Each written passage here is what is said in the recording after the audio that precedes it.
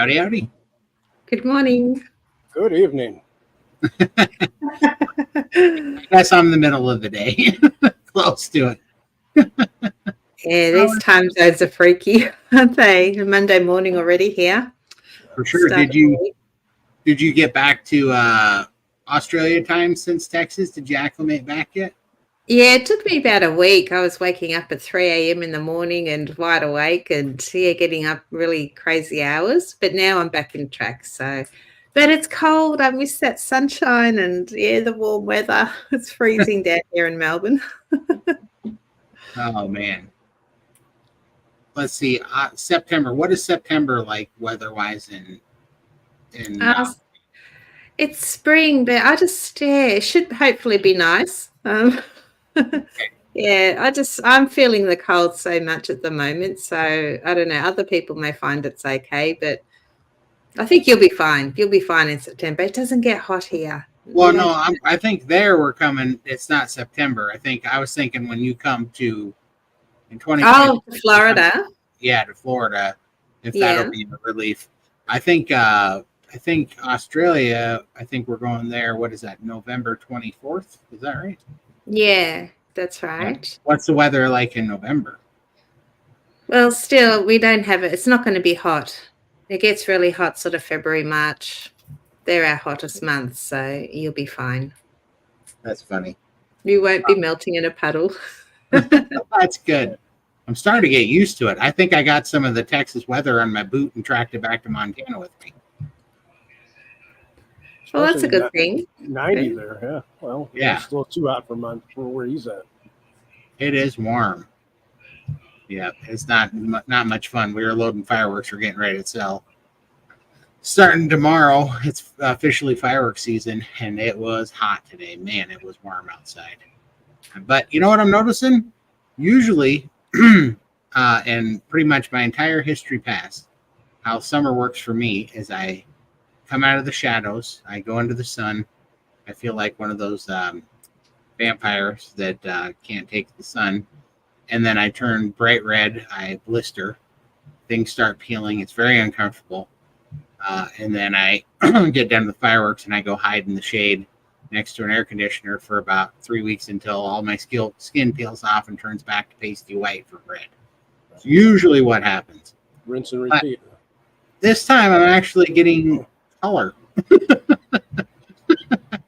I'm not going straight from white to blister. Right, to red tomato, right? Right.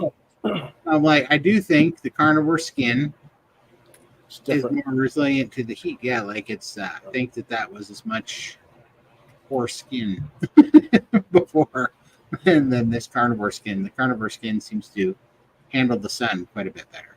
You know. But don't be complacent. I still managed to get burnt. So. With my English complexion from my dad, he's English. So, yeah, my sister, she has the olive skin, so she's always been lucky in tans. But me, I still go red, unfortunately. Right. I believe that. Well, I don't know. We'll have to see how it goes. But, and because what's the UV index in Australia? Oh, Michael knows. You mentioned the other day. I wouldn't have a clue. No idea. Well, ours hit 10 here the other day, which is extremely high for Montana, I believe. 6 of 11 today for you, 6 of 11 Todd. Wow. 6 of 11 today for me? Yeah, the sun wasn't bad today. But I think if you look historically, 10 is a very high number, and we hit that the other day. Right. I don't think we usually hit 10. But I would imagine Australia is always in, 9 or 10. 0 of 11 for Lindy today. Well, it's cloudy. I get it.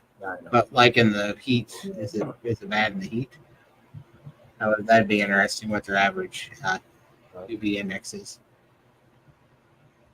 Wouldn't have a clue. Sorry, I just miss the sun. I don't see much of it, so it's always cloudy. That's one of the things that tells you how fast you're going to turn into bacon. Oh man! So you guys got anything exciting coming up? Working on? Oh, really? Really? I'm planning on sending you spam mail, one of those glitter bombs for that whole bobblehead thing you pulled off. Sleeping. Oh, where is he? Oh, I got a name for him though. LT. Little Todd. Great. It's all gonna be fun and games till I put that in a merch shop, make $1 million on it. You little shit. That was funny. I'll give you props. Oh, did you guys see Ashley's new video about Texas? He did a fantastic job on that video. he did. That was brilliant. I've showed Yeah. my husband. He's so jealous. And I have to show Ella. She's still in bed, but Oh, missing out, huh? yeah. Yeah. I wonder if I should text Ashley and pull him up here and talk to him about the video. I've been meaning. Yeah, let me give him a text. You guys talk for a second. I'll text him. Well, I'm currently doing an arm flap challenge with Lynn from Midlife Carnivore, and that's hard. So today I'm going to try and jump on the the vibration plate and do them on that. I'm just thinking that with a vibration, it might help relieve my muscles because I get so sore. I think after a week it would start getting better, but I think I'm getting a little bit stronger, but I still have to have a lot of rest. But yeah, that's quite exciting. Hopefully I can shrink my arms a little bit. That would be nice. But if anything, I'll gain a lot of strength. And this weekend, I'm so excited because I'm getting a smoker. So I'm going to be able to smoke. Oh, yeah? Yeah. What kind of smoker did you find? It is a Traeger, but not the top of the line like Ashley's got. That was a little bit out of my budget. So I said to the kids and my hubby, if you're looking for a birthday present, I'd really like a smoker. And it's my birthday next week. So I'm getting it hopefully Sunday. So I'm going to stock up on some meat and like some big briskets, or I don't know. I have to contact Ashley. He said to give him a ring, and he's going to walk me through my first couple of smokes so I know what I'm doing. So yeah, I'm super excited. I miss that meat. I miss all the cooking that he did at the Carnivore camp. So it's just a little model Traeger, which he recommended. He used to have one before he got top of the line. So it's a good starting place for me. So yeah, exciting. That's awesome. When are you going to get that then? This week? Yeah, well, it's my birthday, 1st of July. So I get it on the 30th, which is a Sunday. So we're all going out for lunch with the family. And I'll probably get it that day, I think. So I'll have to, I might have to do my video, my 700 plus outside next to the smoker. While you're cooking, that's right. Yeah. So you can all watch my meat cook. Yep. That's awesome. So it's going to be awesome. Going to smell nice. Can't wait. All your neighbors are going to be jealous smelling that all day. That's okay. They're not invited. I'm not sharing my meat. I don't blame you, Lindy. There we go. Sorry. Well, that's awesome. It's funny. I was just at the True Value today, was looking around, and they had Ashley's smoker, the exact one. And I'm like, oh. And I mean, I was getting an itchy trigger finger. If I could have figured out how to put it in my van, I would have. I was like, it's only 4 miles to Costco. I can pick up a prime ribeye. I can have the smoker unloaded by noon. I can have me a smoked ribeye, smoked rib roast by this afternoon. So definitely going to be, definitely when I have a little bit of time after fireworks season, I think. Well, I got so excited because it was grilling season. I saw Blackstone grill I want in there. I saw a big green egg that I want in there, and I saw the smoker. And I'm like, ooh, I feel like there's going to be some additions to the cookware outside this year. You have to build a bigger deck. I'm going to deck for sure. That's the one big problem. The reason why I don't, but I'm going to have to Gonna have to figure out something. I'm gonna have to get that going for sure. But yeah, it's gonna be fantastic. Let's see here. But yeah, I had a fun live stream the other day. You guys might have seen with Tyler McCann. That was a really good live stream. If you haven't, I'll post it here if you didn't check it out. But it's going to be really exciting. We're going to meet him in August, and he's doing that Rendezvous, Riverton, Wyoming beef roundup. I think it's called the Rendezvous Beef Roundup, and it's going to be pretty exciting. So we get to meet up there again. And you remember anybody that was watching, we were talking about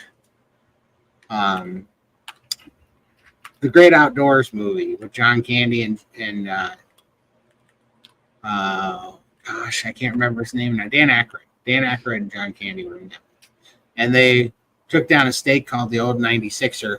And so I brought it up. I told Tyler, I said, in all your festivities, you are missing one thing, though. You don't have the Old 96er challenge. And he promised that next year he's going to put the Old 96er challenge up. Oh, yeah. So I'm gonna be volunteer to be the first competitor to try to take down the Old 96er, but we're going to do a carnivore style because remember we were having the issue of baked potatoes and stuff. Right. Yeah. Straight carnivore meat. So that'd be fun, huh? That'd be awesome to live stream so I can watch it too. I don't want to miss out. I definitely will. I don't know. I'd pay to watch. For sure. I saw somebody do one of those like in North Carolina or something. And it was just an extremely thick T-bone, which is a porterhouse, which is my favorite cut of steak. So I'm going to by far pray that they do that because it was like a 6-inch thick T-bone. Yeah, I was like, that is what I'm talking about right there. Let's get the 6-inch thick T-bone all day long. I'd take that down, no problem. So, but yeah, we should definitely, that's going to be so much fun to give that a shot. Man, that'll be good. Well, it'll be interesting to see who wins, you or Bella, because she can pop down some meat. Sure. I'm bringing my own knives to give myself an edge. My own knives and cutting board. Yeah, it's gonna be fantastic. I'd like to see what we can set some kind of record or something. But yeah, so that's gonna be fun. And you guys want to start a pool over and under whether I blow something up accidentally this year or not? As the festivities start tomorrow. We got to do product testing tomorrow. That's usually when we find out how things are going to go. What works and what doesn't, right? Exactly. Leave poor Cossetti home.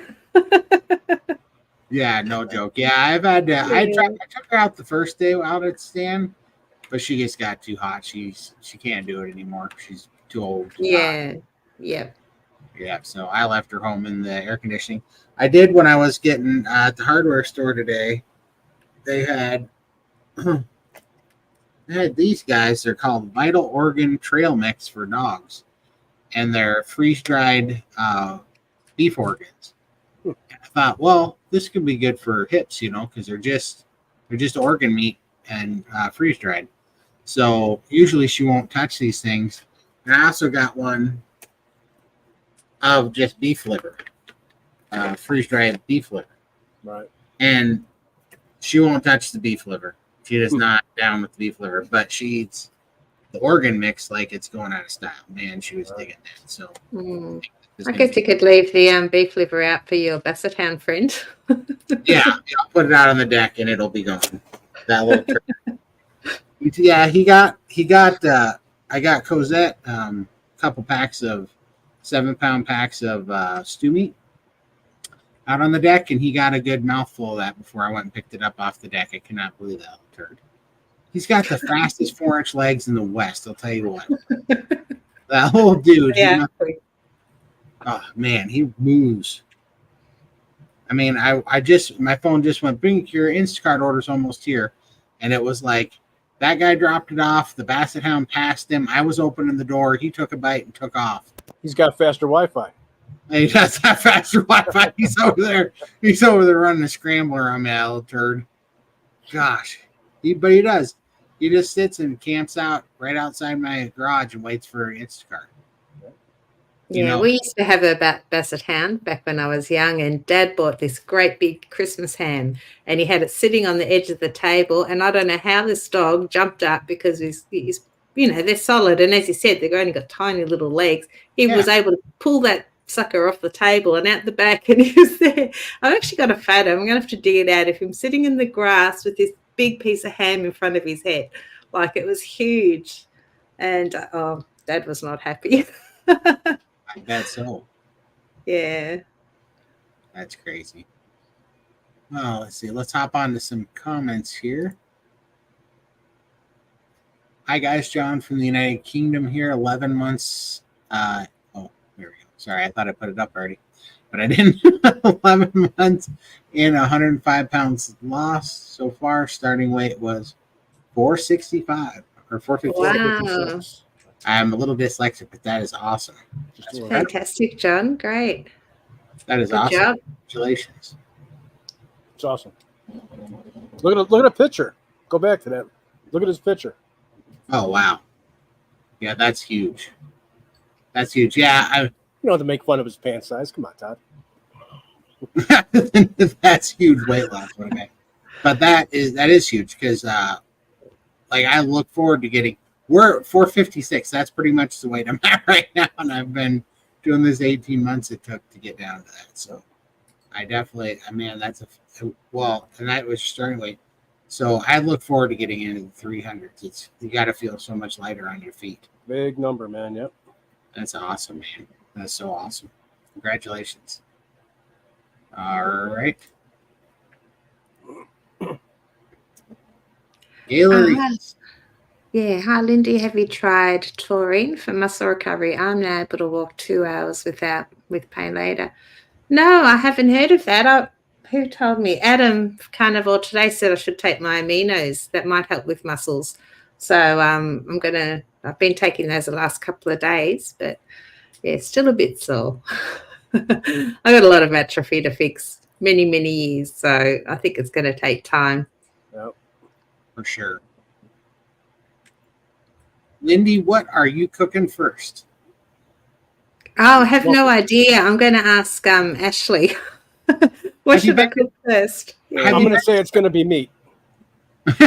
Yeah, I want something really fatty. I just find like brisket's not fatty enough for me. But then again, yeah, unfortunately, I didn't get to have prime rib. Yeah, I don't know my cuts. I walk into the shop and there's meat everywhere, and I'm like, I have no idea what would go well in the smoker. So I might even video chat you, Todd, or and see. We'll go through the shop and you can tell me what to buy. Yeah, I'd love to do that. Have you made it to Costco yet? Is that someplace you can go? No, we need to get. You can't just walk in off the street. You have to buy like a pass, membership first, and then go. So we're just going to wait a little bit longer and go with Catherine when she can see again because they want to go as well. Okay. Yeah, and then we'll do it together. We'll get a family membership and use that. In the States, they're $60 for like a regular one, or like $100 for a gold one, and I get the $100 one because you get like a couple of % back on your purchases. And so it ends up paying for your membership, basically.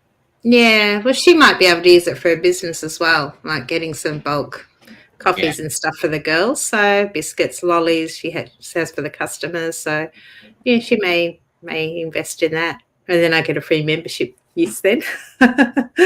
So yeah. Hey, honey, I didn't hear you leave this morning. I was passed out. I think you left about 3 or something, 3:30, but didn't hear you. Awesome. Have a great day. I need to buy a smoker too. I want a small one. Give us a orientation on how to use it. I will. I'll definitely be videoing it. So yeah, hopefully Sunday. It's been ordered, so I assume they're going to bring it down on Sunday. So yeah, that's awesome.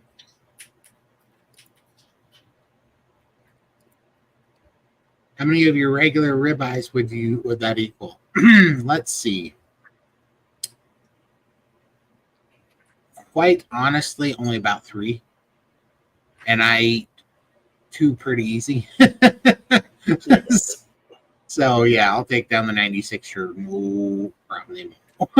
Up to 6, go 128. Or eat 2. I might. It's not worth being sick. It's not worth it. I know 12 pounds of meat is a little bit much, but I can do 6 in a sitting for sure. Yeah, I'd have to think about that. Let me practice. That gives me. I'll reprime and practice and see what my tolerance is, my meat tolerance. Where do the meat sweats come in? I will tell you this: in the summer, it's a lot hard. Like I haven't had any appetite since I got back from Texas. Well, no, I take that back. I had an appetite for about 3 days to get back to normal, and then I hit a wall, and like I haven't had anything but pretty much meat sticks.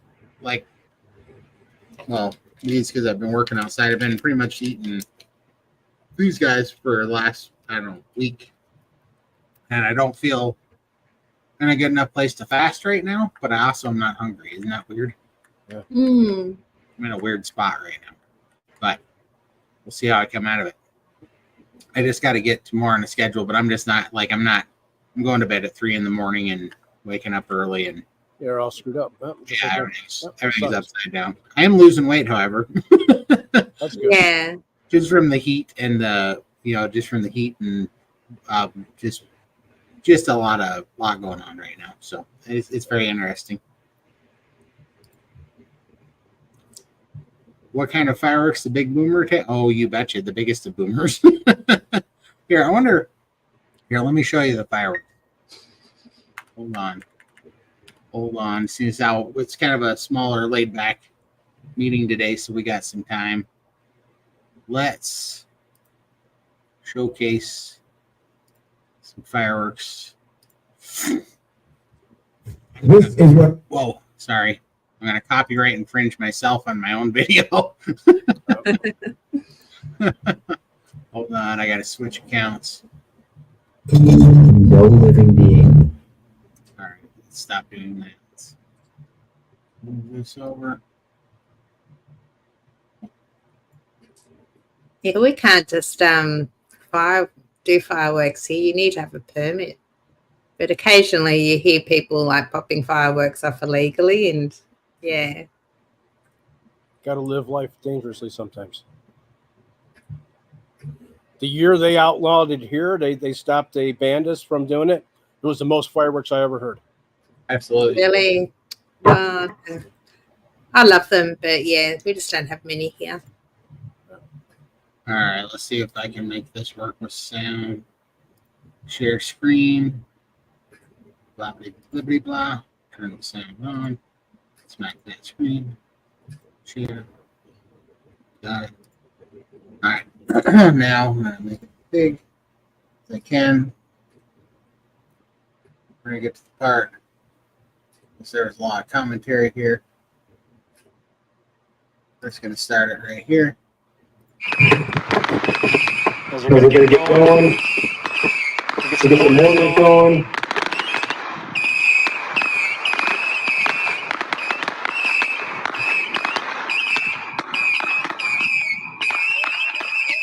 Just be patient. It's going to get big. It's going to get big.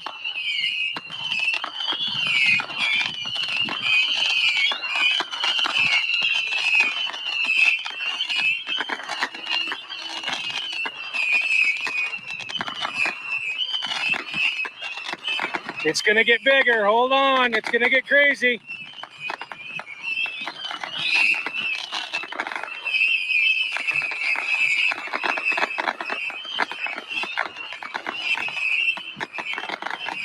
Here comes some mortars.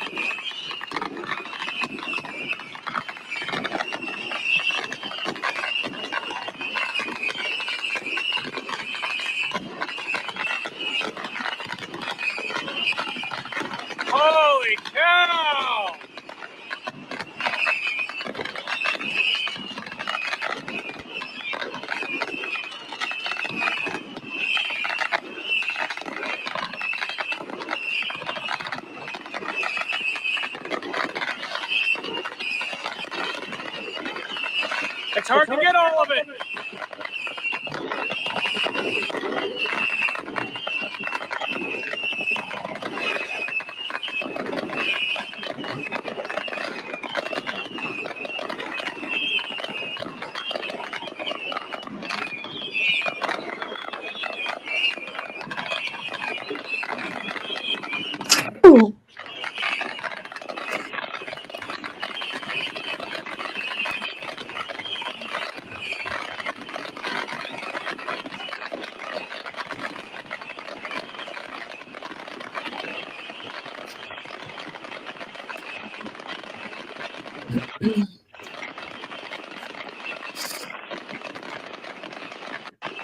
Yeah, baby! Woo!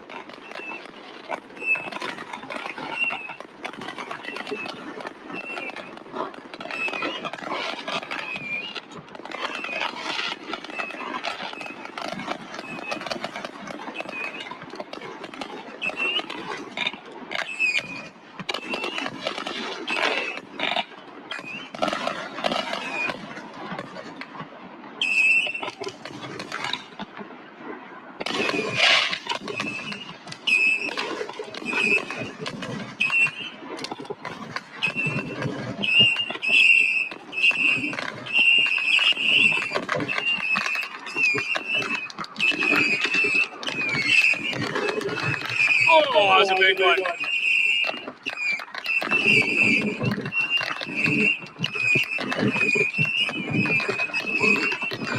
Oh, there's some big ones. There's some big ones. Oh, it's beautiful.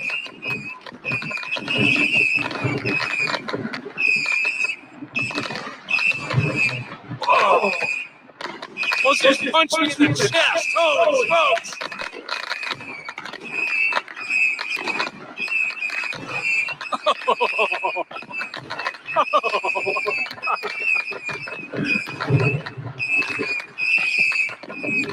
I swear to God, it feels like someone's punching me in the chest when those go off. Holy smokes.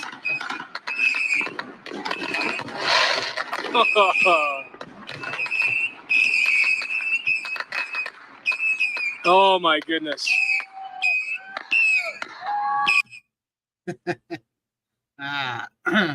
But yeah, so that was the fireworks question. Hey, Ashley, That's insane. Hey guys. Hi. we Oh had, my goodness. That fireworks show is insane. Thank you. We sure like to do it. We're getting excited because we've been stocking fireworks all weekend. Get ready for the sales. And somebody asked what kind of fireworks we light off. So I was like, I can show you. We take videos.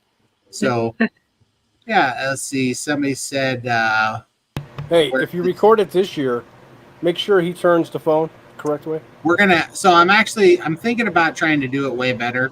I think I might even see if I can get somebody to film it, like for real.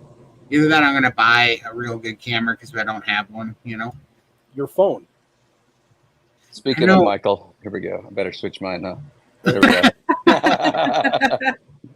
go. Michael's going to get at you. But let's see, where was that question? It said somebody asked where this was at. This is in Montana, in my backyard. Actually, we do that right in our backyard. That's what I said, Todd's backyard, yeah. Oh, yeah, there you go. And yeah, so we got all that in there. Now, Ashley, I haven't got to talk to you because I've been so busy hauling and unloading fireworks, but that video you put up of Texas was fantastic. It's my favorite video of Texas. Man, it was good. I've been telling everybody. I showed my mom, sent it to my brother, I sent it to my sister. It's freaking awesome. That's awesome. Thanks, man. So I was going to tell you, it's just funny when I was putting it together the whole time. So I took my iPad with me to Mexico. We were going on that trip to Mexico right after Austin for our anniversary trip. and I took my iPad, and anytime I had a little break that was, we'd just been in the pool or something, we're just kind of lounging with the ocean breeze, which was amazing setting. I was sitting on the iPad just editing and doing that. It was the first time I ever edited on the iPad like that. And yeah, I think it turned out pretty good, but it just had I had this smile on my face the whole time. Every time I put in a new clip and saw everything again, and just the reminders of how much fun that was. Oh man, it was so much fun. And I mean, I was having the same thing. I love watching. I've watched it like 4 times because I'm like, me too.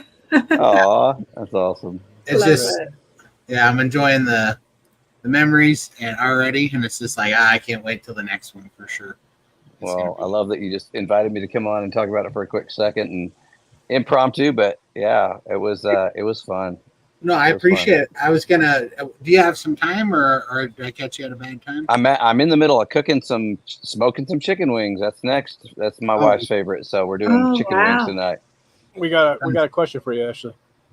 All you right. ever cooked a beef cheek? Hey, okay. Little secret. I'm going to talk quietly because over the 4th of July weekend, I have them all ready. And yes, I'm ready to prepare those, but I'm not going to tell my family what it is because if I do, they won't eat it. Better hope they're not watching. Yeah, they won't be. Lindy, you should tell Ashley what you got coming. Oh yeah, my smoker's coming this weekend. So yeah, I'll have to give you a call and you can give me my first cooking tips. Yeah, I love it. Well, you already got the prime rib. I hope that's what you're putting on first. No, I'm just kidding. But that's what I told you. No, well, I need to know. I have no idea. I go into the shop and I'm like, look at all this meat, and I have no idea where to start. So prime rib. I wonder if that's what it's called here in Australia, because our cuts are just all the names are different. Any of the butchers will tell you that if it's the same thing as a ribeye, only you're not slicing it into the ribeye steaks, right? So just tell them you want a whole rib roast, and that's what the prime rib's done from. So all right. And the butcher will even like take the bone off for you, and then re-wrap it up and put it in some twine or something like that. That's fine. And then when you get finished cooking it, it's real easy to cut that bone off, or you can just have them take the whole bone out, but I think it cooks up a little bit nicer if you've got the bone there as well. Yeah, I think it's nicer to have the bone so you can gnaw on it later. Yeah, it's the best part. Yeah. I'll be fighting my husband for it. So, no, it sounds good. Yeah, I don't know what they call it in Australia, but prime rib, and it's the same. If the butcher's confused by prime rib, just tell them the same cut as the ribeye. You just want it whole. Like you can get the whole thing, which is what Todd ordered that. Like on the second to last day where it was about 2.5 foot long. I mean, that's the whole rib loin, but a lot of times they'll cut it just like for a family or something like that. They'll cut like half of it or a third of it. And you can get, feed 4 to 6 people off of that easy. Right. I like having an excuse to eat the whole 20 pounds. Oh, darn it. Can't let it go to waste. That's right. When you smoke it, you got to eat it. Exactly. Man, I was thinking of you a lot today because I ran down. I had to go get some keys copied on the trailers for the fireworks, and I was at the hardware store, and they have a huge Traeger section, and the XL, the Timberline XL, exact same one you had was sitting there, and I was like, immediately it was calling your name. It did, and I was looking. I drove my Toyota Sienna down there, and I was like, I wonder if I can get this in my car.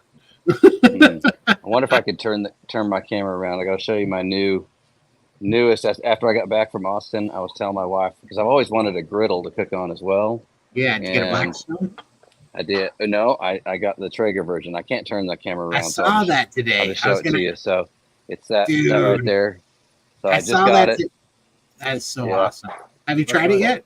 Yeah, I cooked some burgers on it last night, and it was great. Does it sear good, do you think? What's that? Does it get real hot? Does it sear?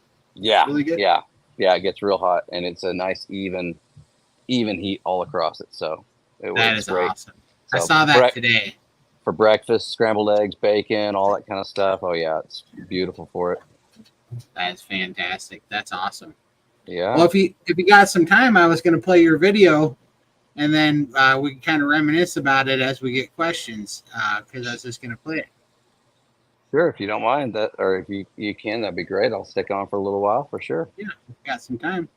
Let's put it up here. As long as it doesn't make Michael too jealous. I know he was upset he couldn't be there. Something for next year, right, Michael? For Look sure. forward to it, man. Definitely next year. Unmute. Yeah, this is the best. I think this is the best video I've seen by far.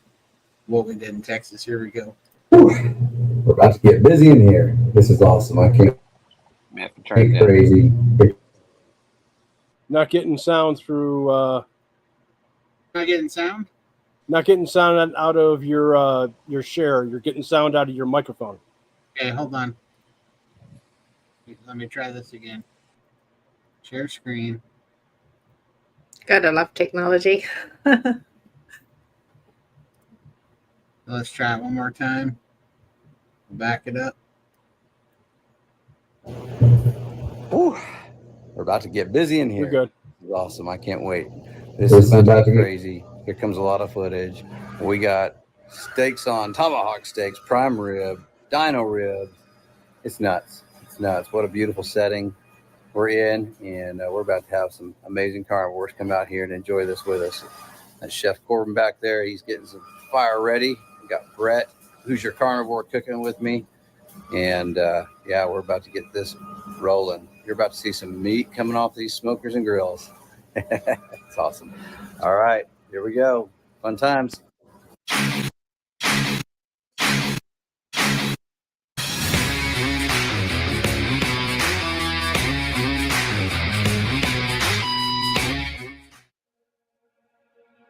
Well, my job was to bring the smoker, so I loaded it in the truck. Off to Austin I went. My other job was to find the meat. Found some incredible tomahawks at Costco. After calling about 6 Costcos along the way, finally found them. Bought 25 beautiful tomahawk ribeyes. So excited. We were about to get into an adventure. I had no idea what I was about to get into, nor did I know that it was going to be one of the best weeks of my life. So much fun. Here I am coming up into what we dubbed later as Carnivore Camp. So much fun. So excited that I had the opportunity to do this. We had been planning this for several weeks and didn't realize what it was going to turn out to be, but Todd Bachnis had a vision, and he was the mastermind behind a lot of this, with the Healing Humanity documentary team going to this Airbnb with the intention of filming a lot of the amazing carnivore doctors and some of the stories for the folks that were going to be there, including Todd and Limitless Lindy, who flew in from Australia, and several others. Turned out to be 14 others in total, which was amazing. We just had an amazing time. The home was beautiful. When we rolled up, there's one main house that they did the filming in, and then next to this was a giant barn with a beautiful setting of a river in the background. I had no idea that I was about to meet some of the most incredible carnivores. My job was to cook the meats. So I hauled my smoker down from the Dallas area and purchased a lot of the meat ahead of time. I brought in some briskets, brought in some prime rib, had all the tomahawks that we found, and we were going to cook up basically food anytime somebody needed it. Brett from Who's Your Carnivore YouTube channel was my cooking partner for most of the weekend, and we had a great time cooking together. We had no idea, I don't think either one of us had any idea, the superstar YouTubers and doctors that we would be cooking for. All weekend long it was like this, where we had these amazing doctors or carnivore YouTubers like Dr. Chafee, his girlfriend Elle, Todd Bachnis, Carrie Mann, of course, there the whole weekend. It was pretty incredible just to constantly have everyone just hanging out. Here's Emma helping Carrie set up the equipment. He was able to bring his 2 girls, Emma and Katie, and they were a blast. Night 1, grocery stores were closed by the time Bella and them flew in, so we were cooking already. We opened up some of the tomahawks. Started in with the tomahawks. Todd's recommendation, yes, indeed. Yes. This is Thrill. Bella and Raymond behind her. It's Lynn. We got Bella's boyfriend Max. We got Emily. What a treat. What a treat. Carrie and Adam. And then the girls went to bed. They're missing out.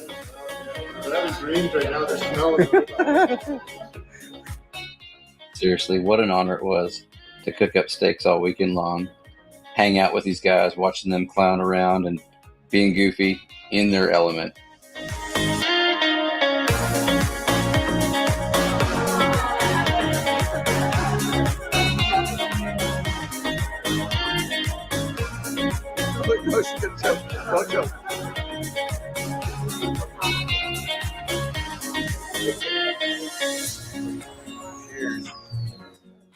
As fun as it was, we did have the conference to go to as well. Hey, all right. This is Ashley Rogers with the Carnivore Brothers. We are here at Hack Your Health, about to start Hack Your Health. Yeah. I'm here with Brett. Yeah, Brett. Who's your carnivore? Yeah, there we go. So we're here. We're going to go check it out. We've had an amazing couple of days already. Super excited. More on it to come, but we got to meet Bella and Dr. Chafee, Tom Bachnes, like all Limitless Lindy flew in last night. We got to see her. Yeah. And this guy here made a killer brisket on his Traeger, and we all enjoyed that. We're the carnivore cooks for our Airbnb for the Healing Humanity team that's going to be staying there. We're having the doctors come in that are being filmed, and we get to treat them to ribeyes. I mean, we're the ones cooking for them, which is awesome. It's been so much fun. It's going to be epic. For sure. Lots more to come. Here we go. Hack Your Health 2024. Let's go. Let's go.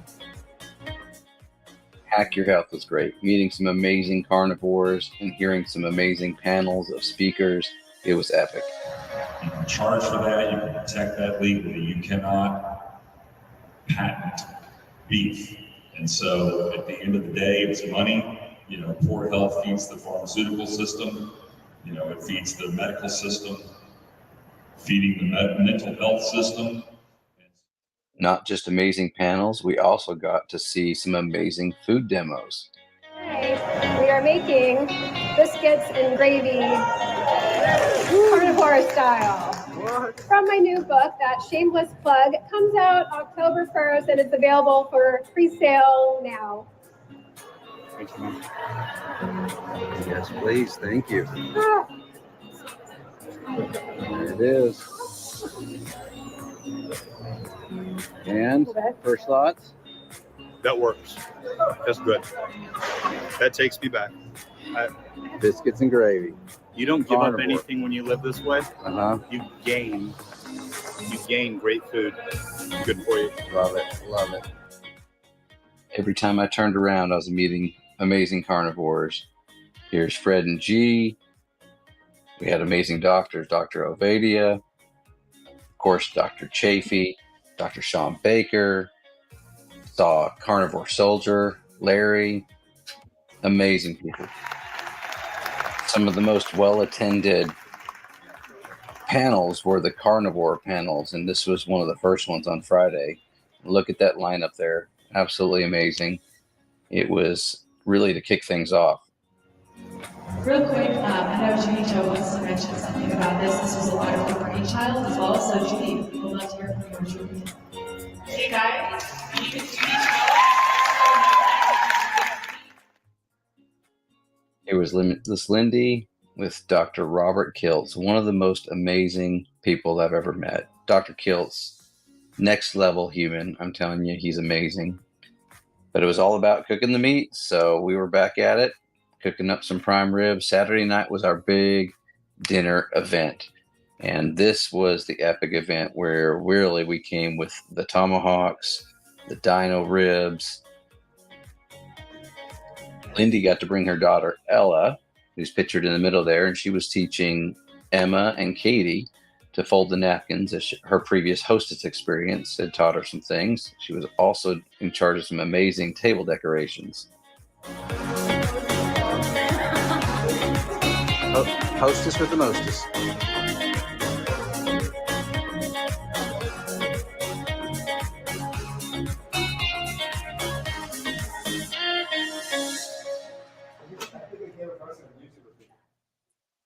overall, the setup was awesome.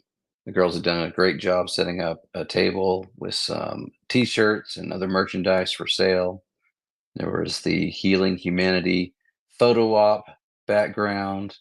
All the tables were set up with the cutting boards that Todd got, as well as amazing centerpieces that were set up and prepared by Ella, and just continue to meet great carnivores. This is Pastor Jimmy and his wife Annette.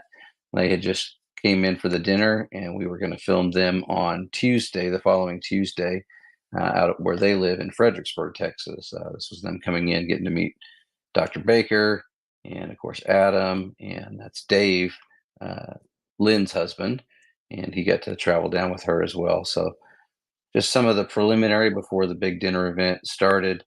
And what amazing people. I loved Pastor Jimmy and his wife Annette. They were just amazing people. And I had the privilege of going out to help film them on that following Tuesday. Here's the rest of the tables, just beautifully prepared. Everything looked great. Todd had gotten forks and knives and a lot of cutting boards, which are shown here. This was the main doctor table where everybody who was going to be on the live stream later on, we were going to serve them first. And it turned out just beautifully. The barn was absolutely incredible. It really was cool. Up the stairs here was another fantastic space. And this is where part 2 of the night was going to take place. So we had the dinner downstairs and everything was going great. This was an excellent space up here. That's where I stayed over there in that corner. And then Brett was on the other side to the left there. And back behind us here, which I'll show in just a second, was the rooms that Todd stayed in, and then another area for Ella and Lindy. But this is where they were going to do the live stream. So Todd and Lindy, bless their hearts, were so hard at work getting everything set up, tested, ready for the big live stream. As you can see, some mega equipment there. Enough filming, we had some cooking to do. Here was the fire pit. We were getting to sear all the tomahawks off on.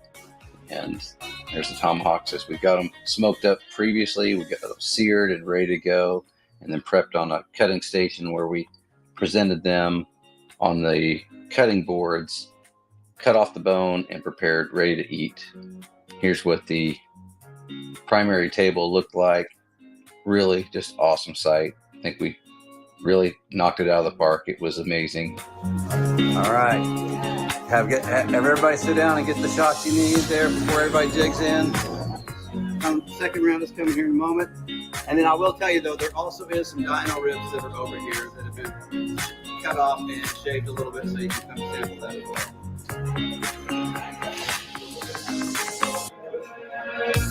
Okay, that is a beautiful piece of meat.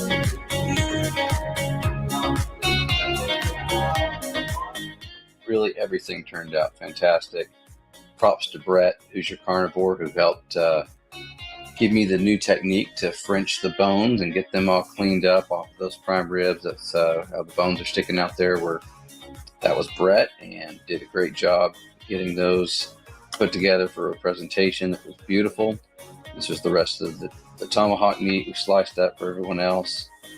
As I said, the dinner table looked great. Food looked great. We were thrilled. Everything turned out really, really well. And the next event was the live stream, and this is the crew getting ready for the live stream. 1, 2, 3, 4. All right, okay. Let's adjust the other ones now. Let's try. Yeah.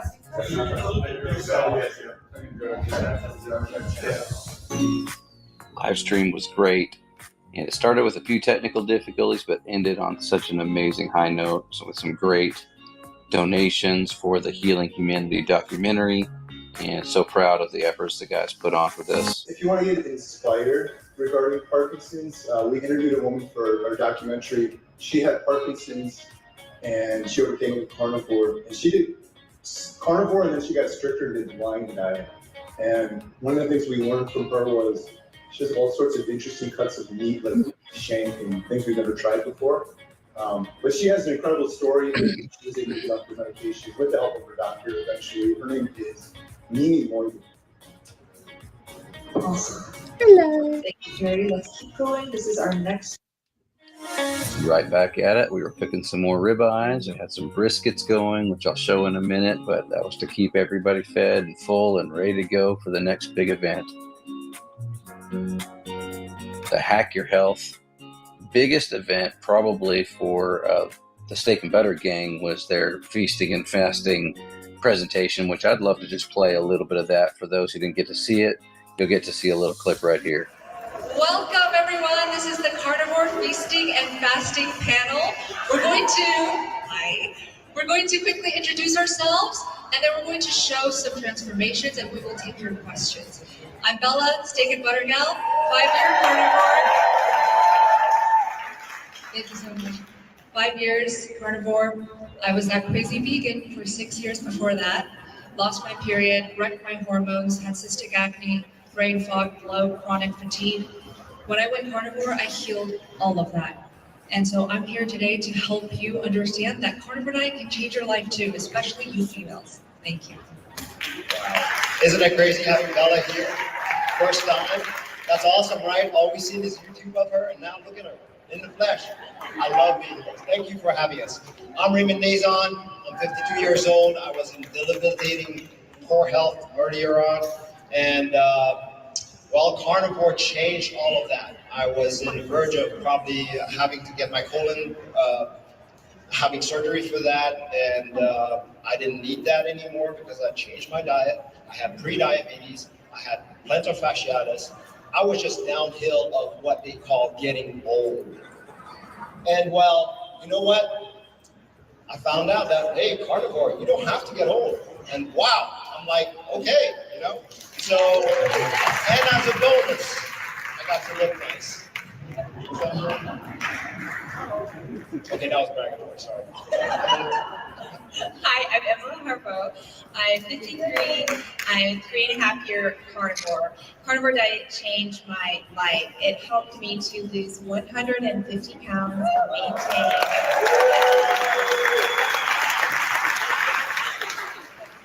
It has helped me to feel my best mentally. I used to struggle with depression. I used to have medications. Carnivore has been the answer for me.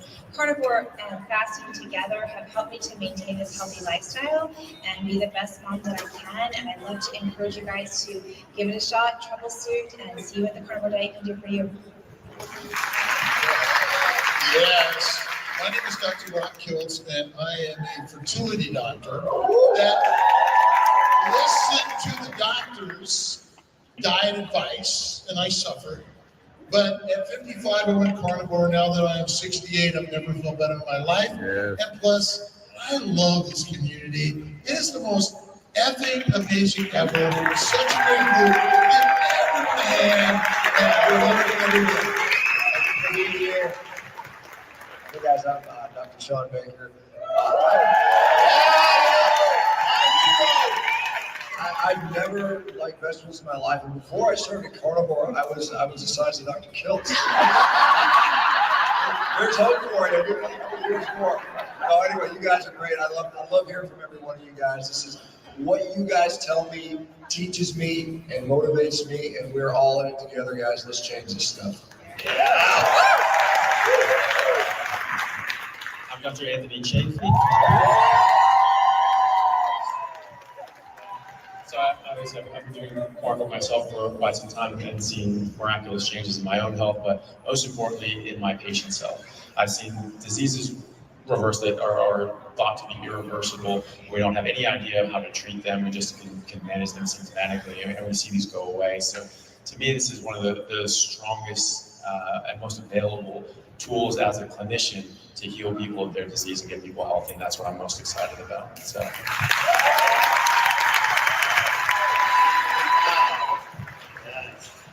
This is the beautiful, limitless Lindy. She has lost 500 pounds and she is here all the way from Australia. Isn't that amazing?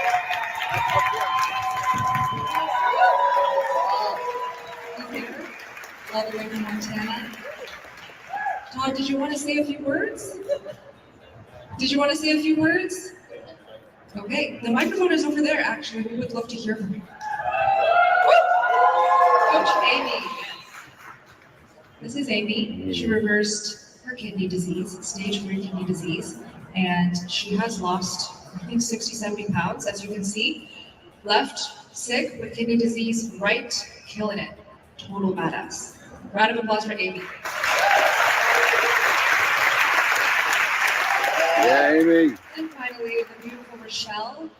She was a bodybuilder. She could not get pregnant. And Rochelle, can we just hear from you just a little bit? Your story is incredible. She's here with her baby Benoit, by the way. So cute. That's the big win. Look at that. Fresh baby. Carnivore baby. Hi, everyone. Thank you so much for being here and supporting us. I know my story is not typical, as you can see on the left, but doing competitions naturally completely shut down my endocrine system, left me completely infertile. I went to countless doctors. I tried everything. From there, it was time for the Healing Humanity, The Power of a Proper Human Diet documentary presentation. This was put on by Carrie Mann and Adam Lacey, who honestly just did an incredible job. It was the first time many folks had ever seen any of the actual footage from the documentary. This footage was exclusive to Hack Your Health, so I can't show any of the footage here at this particular time. But stay tuned to the Healing Humanity documentary website if you want to find out a little bit more information about the documentary and hopefully eventually be able to see some of the footage yourself. Stay tuned for that. But it was incredible, really emotional connection with the audience, some incredible stories, and you can't help but connect with the people in there. For those following, Bill Knott had an exclusive comment from Bill about how he's doing in his progress after seeing where he came from, losing over 200 pounds so far this year. It hasn't even been a full year. Absolutely amazing stuff, and we can't wait to see more on the documentary. Keep an eye out for that. Lots more information to come, including at the end of this video. Next was our big Healing Humanity dinner at Casa do Brasil. This was a fundraising event that I helped put together, and it was amazing to see the turnout. We just packed that room, and what awesome support for Healing Humanity.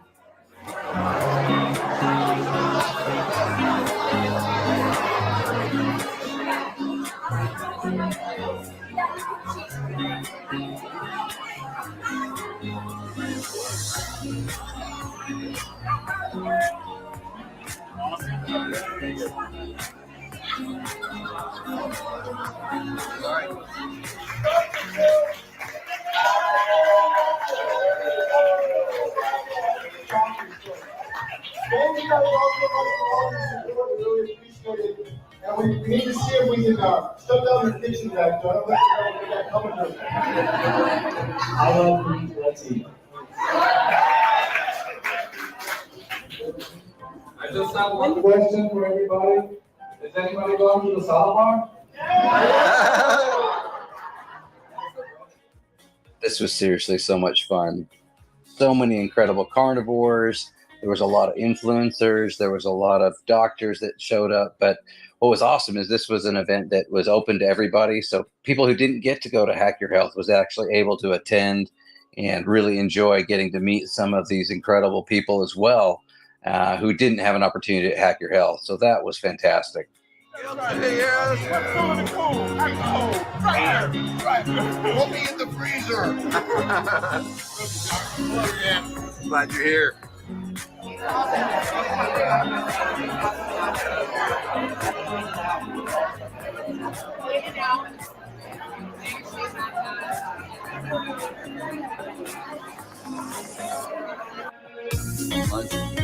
Lunchtime, how's it? There it is. Yes. Yes. It's official. It's entertaining. Thanks, I guess.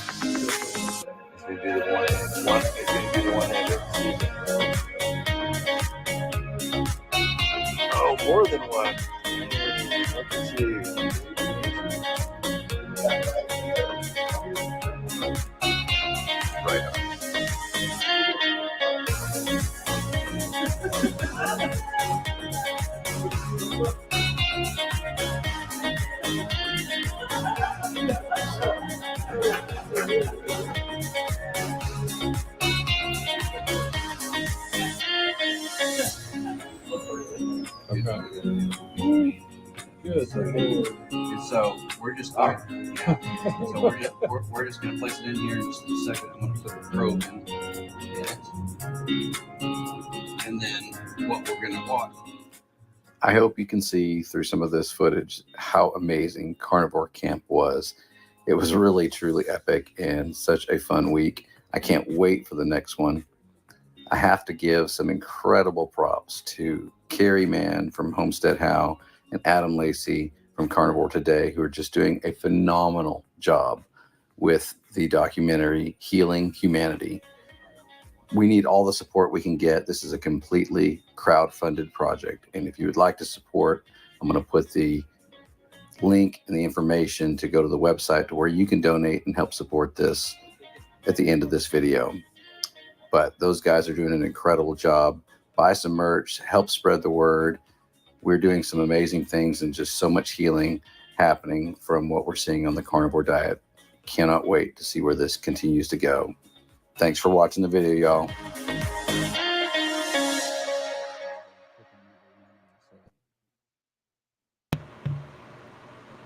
Man, oh man, Ashley, was that a good video? That was awesome. Great job. Hey, So thank good. you. I miss everyone so much. Yes. Me too. We're definitely going to have to do it again. We're going to have to put our heads together and start searching early for Florida and come up with a game plan, because now I'm worried we set the bar too high. This is how it happened with fireworks, and now where do we go? Your vision was awesome, Todd. I know you had a lot of cool ideas for that, and man, I think we pulled it off pretty good. But it was pretty epic all the way around. Yeah, I mean it clearly was divine intervention, because all the right people ended up being there, and everybody had their part. And you guys, man, you guys did so. Everybody did awesome in their part, but man, the food was spectacular. You helped so much. We couldn't have done it without you. It was just amazing. So good. It was an honor. It was so much fun. And yeah, I know Carrie had Brett on his channel last night, and they were reminiscing a little bit, and Carrie was like, "We're all in for next year too. We got to do this again and see if we can get Dr. Baker to be the camp counselor again." And for sure. Yeah, let's do it again for sure. We got to find a sweet spot, and I don't know how it is to get. I don't think I'll be able to get the smoker to Tampa, but we'll figure out something. We'll get something. But I was going to say, I don't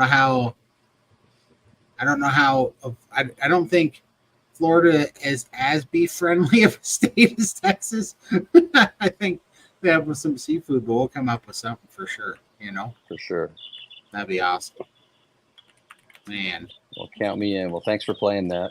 But yeah, it's definitely it'll hopefully be a lasting memory for all of us for sure. And for sure.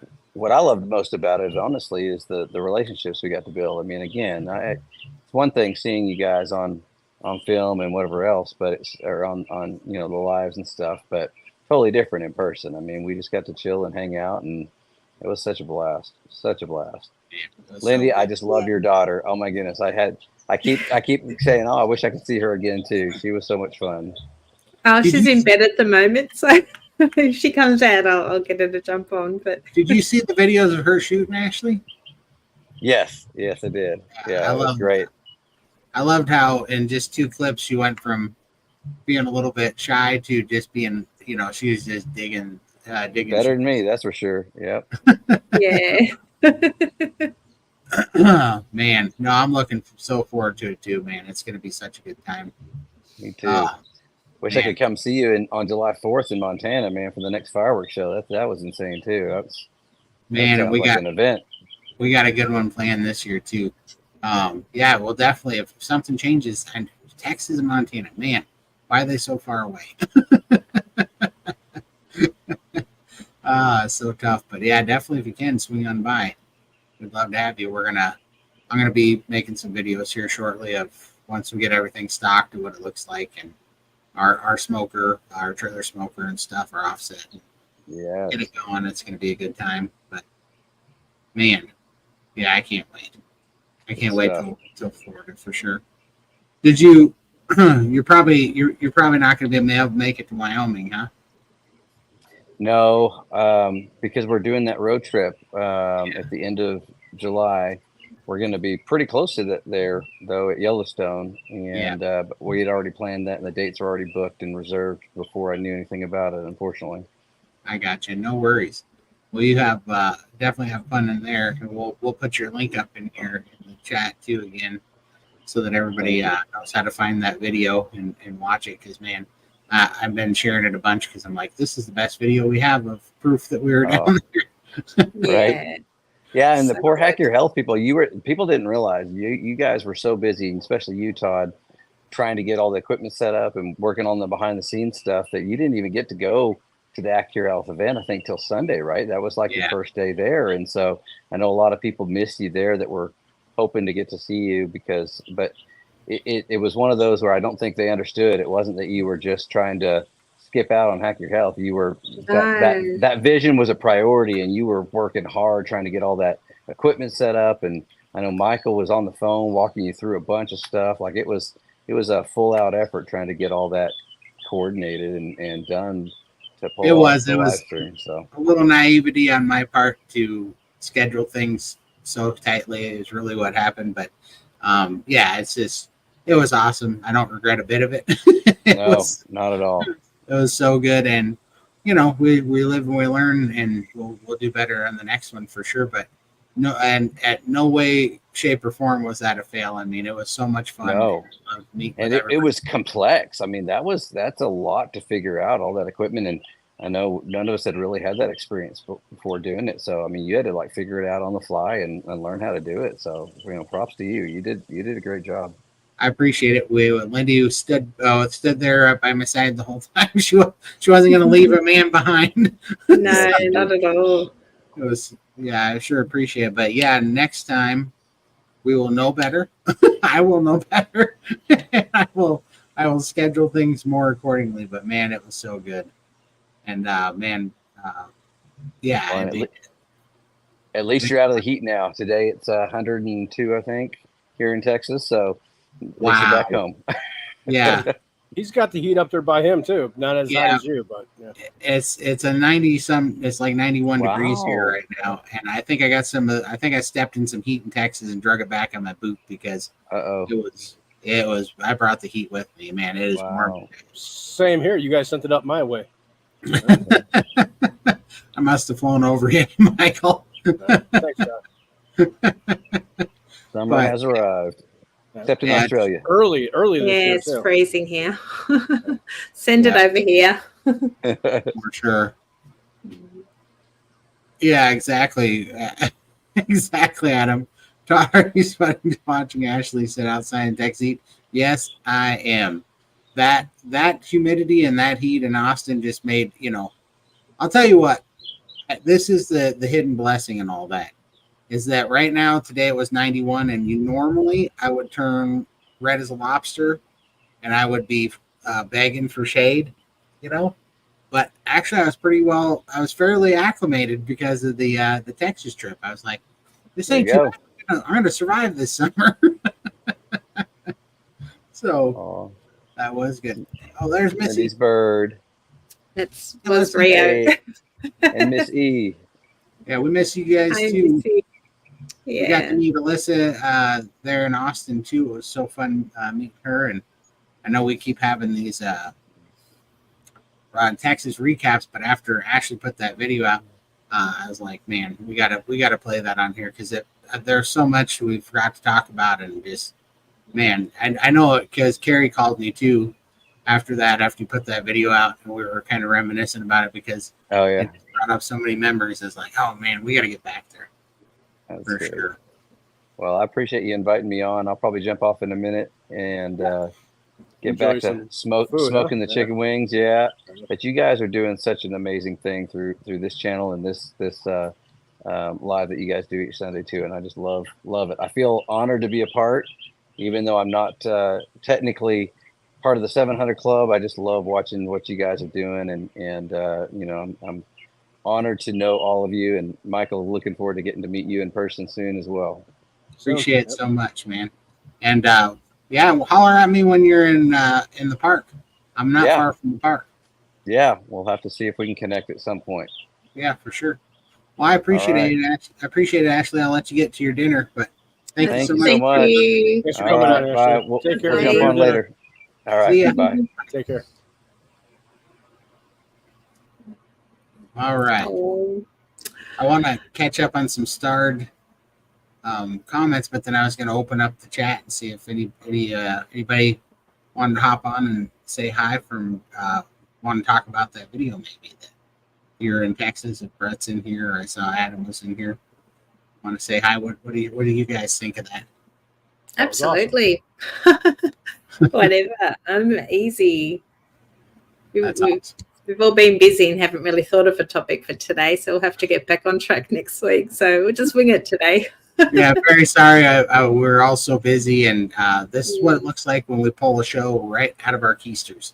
So that's what's going on here, live in action.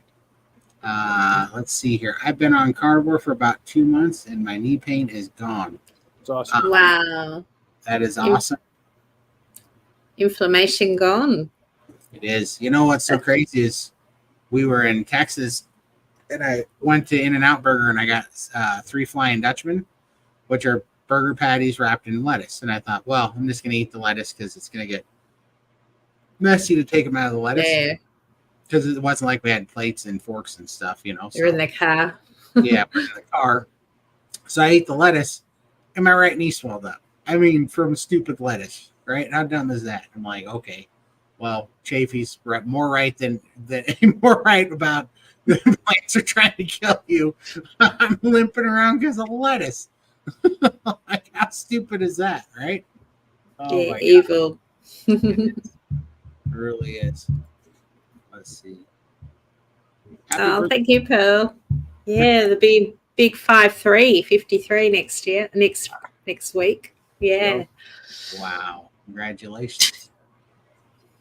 That's gonna be awesome. What are you getting? Are you gonna have one of those meat cakes? Sorry, Ella just woke up. No. What did you say? Are you gonna have one of those meat cakes or one of those? What are they called? The cheesecake ones? Oh, like a cheese made out of cheese or something, like birthday cake. The oopsie cakes, I think they're called. Oh, oopsie. I have no idea. It's not my birthday. It's my birthday, so I'm not making my own cake. There you go. What the family comes up with. I like sometimes, with the weddings, they have like cakes made out of cheese, like all different types of cheese. I'd love something like that, although cheese is not very good for lymphedema and lymphedema, but it's my birthday, so I'll take it on the chin for a couple of bites anyway. For sure. Absolutely. That's awesome. Yeah. I do. Actually, that's funny that you said that, Sandra. My brother was just saying that too. He's like, why don't you come grab one of these? We have the big job boxes, the big Greenlee ones, or the Connect boxes. It's like, why don't you just grab one, put it on your deck, and tell your Instacart people to put the food in the container. I was like, yeah, I'll open it up one day, and there will be the fattest dog, the shortest legs in their thing. They'll jump up there. He'll think it's a doghouse, yeah, for sure. Yeah, that is absolutely fantastic there. Nice. Okay. Yeah, I'm going to be trying all different cuts of meat. Maybe we could do a live next week. We can just teach. I've got 3 hours, so we can cook something decent in 3 hours on the smoker. We'll christen it on our live. Absolutely. If you like. Oh, absolutely. I'd love to see it. Man, it'll be so much fun. Yeah, you can Todd teaching Lindy how to cook. It'll be fun for sure. Have you noticed any changes in your dyslexia? I feel it's not as bad. Better 7 months in for me. I'm wondering if anyone else has noticed. I will say this: it is better, but I'm annoyed because it's the only real thing that hasn't fully gone away. Is that I still read things backwards all the time. It takes time. Yeah. But this is the thing that I've had the longest for sure. You know, I know I know that I'm gonna say it backwards, but I can't like stop my brain. I say it backwards, I spell it backwards, I do it every time. I will always flop letters every time. It drives me insane. So good beef ribs. Yeah. I'm wishing my life away at the moment. 7 days until I get my sofa. Bring it on. That's gonna be awesome. Good morning, Lindy, and your two friends. I think she's talking about us, Michael. I started my Carnivore journey in January 2023. In November 2022, I weighed 140 kilograms. I changed to Carnivore maybe 3 months due to having arthritis. Good. Cool. How's the arthritis now? Hopefully that inflammation's gone down. And yeah, I'm from New Zealand. New Zealand. Research for 18 months. Got Dr. Kim Berry, Anisha, and a lot of their followers. Yeah, I found Carnivore through Dr. Berry as well. So he's amazing, changing so many lives he is. Oh, absolutely. Including ours. Sure. Okay, video, can I ask the purpose of the documentary once it is completed? What will be done with it? The documentary is going to hopefully turn into a series, and it's going to, I believe, be put out. I think they're still searching, but I believe what is it, Angel Studios? I think is supposed to pick it up. Yeah, hoping to get them to pick it up, anyways. And the whole idea is somewhere, even if it just goes on YouTube, but I think it's not. I think that's the last resort, but I think the plan is to get it out. I think they want to get it in the theater. I think it's one thing that they want to do. And then I think once it gets hopefully big enough, they want to have almost kind of like a My 600 Pound Life series out of it, but Carnivore, stories. And maybe not like a television series, but maybe like a network series where you have, a certain amount of episodes you put together or something. And then you release it, and release those stories and see as you kind of collect them and follow people around. I think that's the general idea of it. But it's to show, we got to fight this propaganda. We got to fight big pharma. We got to fight big food. We got to stop letting them trick everybody to think that, you have to eat all this stuff that's making us sick, and then we also have to take prescription drugs. That's not. We got to get out of this terrible cycle. So. Oh, thank you, Sherry. Absolutely. Hey, Adam, this is a perfect segue into anybody want to, and I'm mainly speaking to anybody that hears this, but especially Adam. Do you guys want to hop in with us? We are opening up the chat now. Oh, and Keith, you can hop in. But anyhow, anybody's welcome. Click on this link we're putting in now. Adam's a perfect person to speak to regarding the documentary. He can answer any questions as well. So if you're there, Adam. Yeah. If you got a minute, Adam, but he might be cooking or working. He's a lot of times he's at photo shoots, doing sports photo shoots. But if you're there and you want to hop in, Adam, hop on and we can go over Texas and some of the questions. All right. Yeah, all right, got that in there. Hello to you, Rose. And there we go. But yeah, I'm looking forward. It's going to be a fun year, I think. We need a little bit of rain so that it doesn't get too dry, because when the heat turns on like this, it dries out the grass, and that can be a little bit sketchy for lighting fireworks. So we need a little bit of rain, but I believe that's supposed to be coming next week. And then it's going to be pretty awesome. And then you guys are going to see a bit of a change up around here because I'm planning on changing this background because it looks bad because my dog's couch is over here and everything's a little bit of a mismatch. I'm going to try to find a better camera and kind of re-angle some things because I'm planning on making quite a few videos. And I'm hoping we can start doing some more interviews if we have enough time, doing some interviews together too and getting some people in here. So that's kind of my plan for after 4th, after I get some things kind of working. What do you guys think? Love to interview Dr. Leslie Keith again, have her back on our channel. I've got my appointment with this skin surgery guy pre-op in August, so I've got a lot of questions to ask her just to make sure I'm prepared for that, that appointment.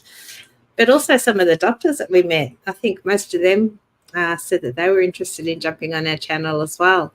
So I'd definitely love to sort of have a bit more of a chat with them and ask questions. Absolutely. That would be awesome. I have some questions of my own coming up too. So for sure. Yeah.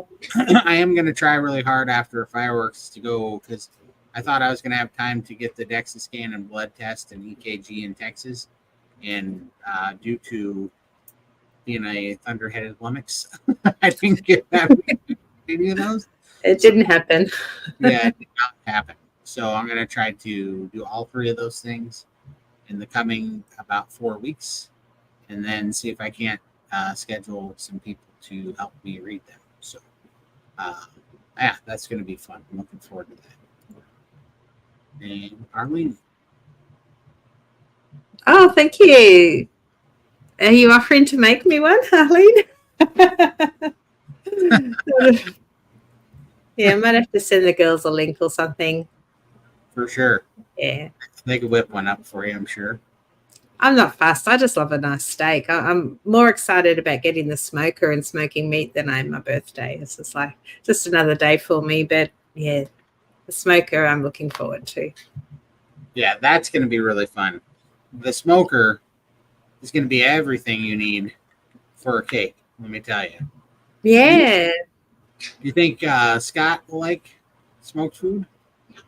I don't care. It's if he wants to eat it, he can eat it. If not, he's got the air fryer. He can cook his own. So yeah, I'm sure he'll love it. I'm sure he'll love it. But he's banned from using it. It's going to be my smoker. I'll be smoking the meat. So yeah, I see how he handles his tools and equipment. He's not going to be near my smoker.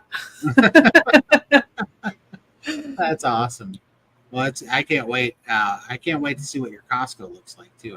It's going to be really interesting to see if Australian Costco has like American cuts. It's going to be interesting. Oh, we'll definitely do a Costco trip when you're here, for sure. By then we would have our little card and all that. So yeah, we'll go shopping. We can do a video from there if they let us. That's awesome. Yeah. Arlene. Here in San Juan County, Bloomfield, New Mexico, we had a microburst that acted like a tornado. We were safe. Just no electricity for 2 days because we tore down 11 electric poles and 2 blocks away. Wow. Oh, wow. That's a lot of wind. Huh. I would love to make you an oopsie cake if I was there. That's awesome. Yeah, it's going to be... I can't wait to see what kind of, like, do you know what kind of wood chips you got coming with it yet? I have no idea. So that's another thing I'm going to have to research. Yeah, you're whether gonna they, yeah, I might have to have a talk to them. I don't like to ask because it's supposed to be a surprise, but yeah, I want to make sure I have them for Monday morning, have my wood chips, have my bit of meat. So I'll go and get that on Saturday and be prepared. So yeah, I cannot wait. Yeah. It'll be awesome.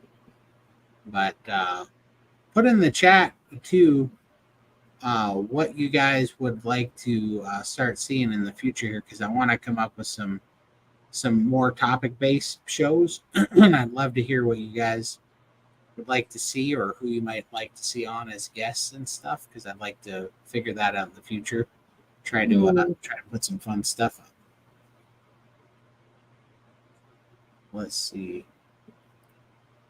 Thanks so much. We sure appreciate it. Earn some wings by helping my barber transition to carnivore. Or due to my 180-pound transformation she witnessed firsthand as a client. Absolutely. It's awesome. Fantastic. Yeah, I mean, so nice. That's the best way to do it, right? Mm. No better proof. Yep. That's awesome. Let's see here. Bunnings? Is that what that says? Bunnings? Yeah, Bunnings. That's where my son-in-law works. So, yeah, I'm sure he'll pick up some wood chips on his way. Yeah. That's awesome. Todd, the amateur cooking demonstrations are the best. Need more ideas for recipes. Oh, awesome. Thank you so much, Matt. I will do some more of those for sure. I know that after 4th of July, I'm going to start doing more things like sausages and jerkies and stuff. I'm going to start playing with that for sure. Carrie used cherry wood. What chips did Ashley use? Ashley used, I forget the blend, but it's a 3-chip blend. I believe it was cherry, maple, and hickory, if I'm not mistaken. Oh, okay. Yeah, and it was a blend. It was fantastic. The color. See, I'm gonna be honest. I've had a Traeger, and I no longer have a Traeger. I had a Traeger, and I gave it to a buddy for free because I didn't like the Traeger, because the Traeger did not smoke very well. The smoke did not get deep in the herb, but this was when they're early on. And I even went so far that I got a seal and I sealed the lid to keep the smoke in and try to really smoke it. But I couldn't get a good, it didn't produce enough smoke. And maybe I just didn't play around with enough good wood chips. I was using Traeger's pellets, wood pellets. But I was just like, man, I was just let down because the smoke was not profound enough. And it wouldn't put a good smoke ring on anything. But when I saw Ashley's, was clear to me that they have remedied that issue. Because Ashley's smoke looked like he had candied the meat. It was just so good. Yeah, it was everything you want to see in smoke. So I'd say Traeger has gotten a lot better at their equipment. So now I'm reinvigorated here to go and get those smokers again, because I had a bad opinion about pellet smokers, even though they're so convenient. I didn't like that they didn't put enough smoke in the meat. They were kind of weak, I mean, they would heat them, but the smoke wasn't great, in my opinion, back then. But I think it really cleared up. So, and I think it's probably a little bit of both. I think the technology on the smokers has come along, but also I think the wood chips are getting better, and they're doing a better job with them. So I don't know. I'm pretty excited to try it again myself too, and that's why I'm excited to make some smoked jerk beef sticks. I'm not going to do like the real. I don't really like the hard, like chewy jerky. I like the meat sticks, and I like Ashley's jerky that he made. That was so good. Yeah. I'll definitely be doing that thicker cut jerky for sure. Yeah, I need to learn how to do that for sure. Let's see what they said here. Oh, there we go. I use the gourmet blend from Traeger I buy at Costco. Yeah, there you go, the gourmet blend. Oh, okay. That was my next question. Where do you buy wood chips? I mean, it's a whole nother world for me. Yeah. Wood chips. Like, I've discovered all the smoked salts and I'm loving those, but wood chips, I have to add that to my list now. So Costco. Awesome. Yeah, I'm going to have to look into Costco for sure. Yeah, Costco's pretty handy. Man, I was surprised how much the hardware store, the True Value here, went crazy on Traeger and just grilling stuff. I mean, they got the Blackstones, they got the full line of Traegers in there. and they got like the big green eggs in there and stuff, like crazy. I mean, they're just doing so good in there right now. It just made me want to go just ape in there and build a whole outdoor kitchen today when I was in there. Like, oh man, this would be so much fun. Because I really do want one of those big green eggs because I think they sear hotter than just about anything. So if you wanted the charcoal like flavor, you know, I think you can get a really good charcoal flavor out of there. The Blackstone or the Traeger version of the Blackstone would be great for searing and making bacon. And then that smoker, man, that'd be good for everything. So it's plans in the near future. Mm. Let's see here. There we go. But yeah, I think it's going to be fun, and I'd love to. Then I'll start making videos, cooking videos on that as well, because I think that'd be fun once I get it figured out. I don't want you guys to see me bomb in live in real time. The bloopers are the best, though. For sure. Oh, I'm gonna have. Yeah, that is true. And everybody has a blooper. Even pros like Ashley, he had his what do you call it? Breakfast fatty blooper. Yep. That was pretty funny. Yeah. Carnivore for me, I use GE Profile indoor smoker. It's a tiny smoker appliance that I don't have to babysit. Absolutely, that's awesome, Darth. That is awesome. So where we got to go when we get to or when I come there to in what is it, November? When I come down in November, where's all the places we got to see? Like what's on the must-do list?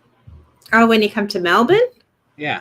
Yeah, I've got the kids organising a whole list of things that we can do. So I'll send that to you, and then you can just tell me what things you want to do. So we're definitely going to go and pet a koala, feed some kangaroos. Wrestle alligator. I want to box a kangaroo and wrestle alligators. We're thinking maybe the Grand Prix track. You can drive around on the Grand Prix track. Do you like driving? Oh, yeah, that's awesome. Yeah, so there's if I can fit in the car, that's going to be the trick about a Grand Prix track. I think they make you go through the window. Yeah, they do. We'll see what kind of cars they got. I haven't been to that, so there's that. Shooting ranges. We've got shooting ranges as well, so we're definitely going shooting. Ella wants to do that with you. Yeah, for sure. Yeah, I don't know. There's lots of things. We'll find.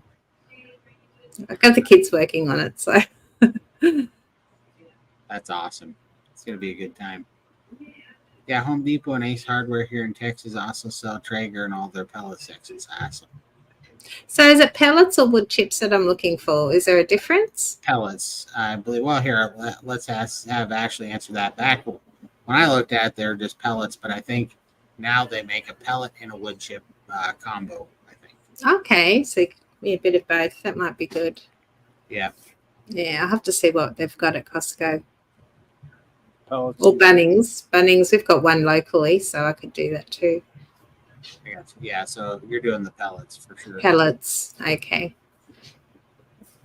And I'm hoping I get the thermometers with mine like you do on the Traeger. They come with the meat thermometers already built in, do they? I believe so.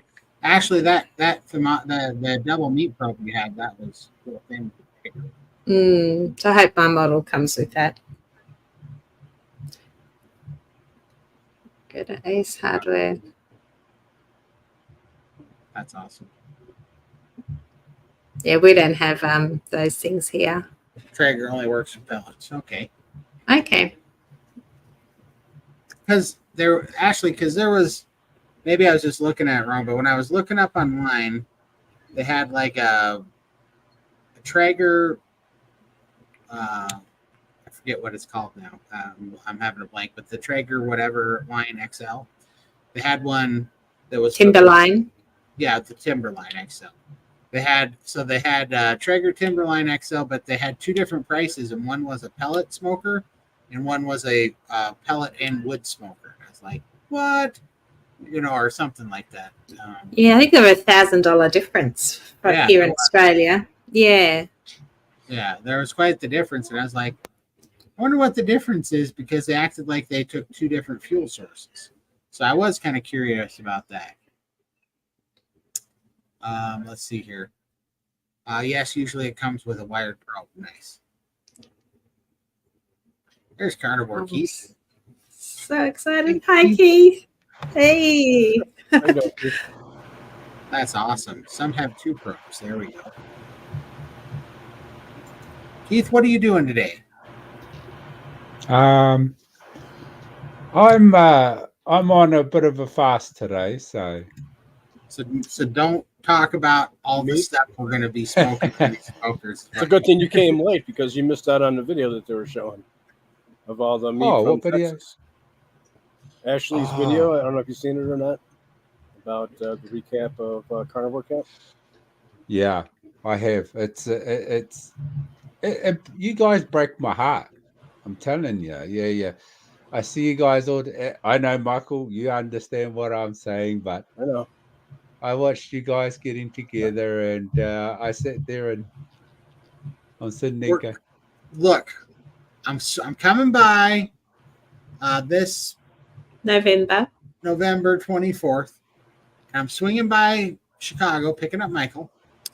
Then we're going to hop on over to wherever that place is in Australia. Adelaide.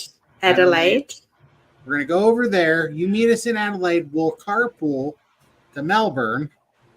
And then we'll have a smoker party on Lindy Smoker. There you go. Yeah. You coming over? Yeah. I was thinking of going to Melbourne. Yeah, come to Melbourne. Yeah. Yeah. Definitely. I'm gonna smuggle Michael in on my carry-on.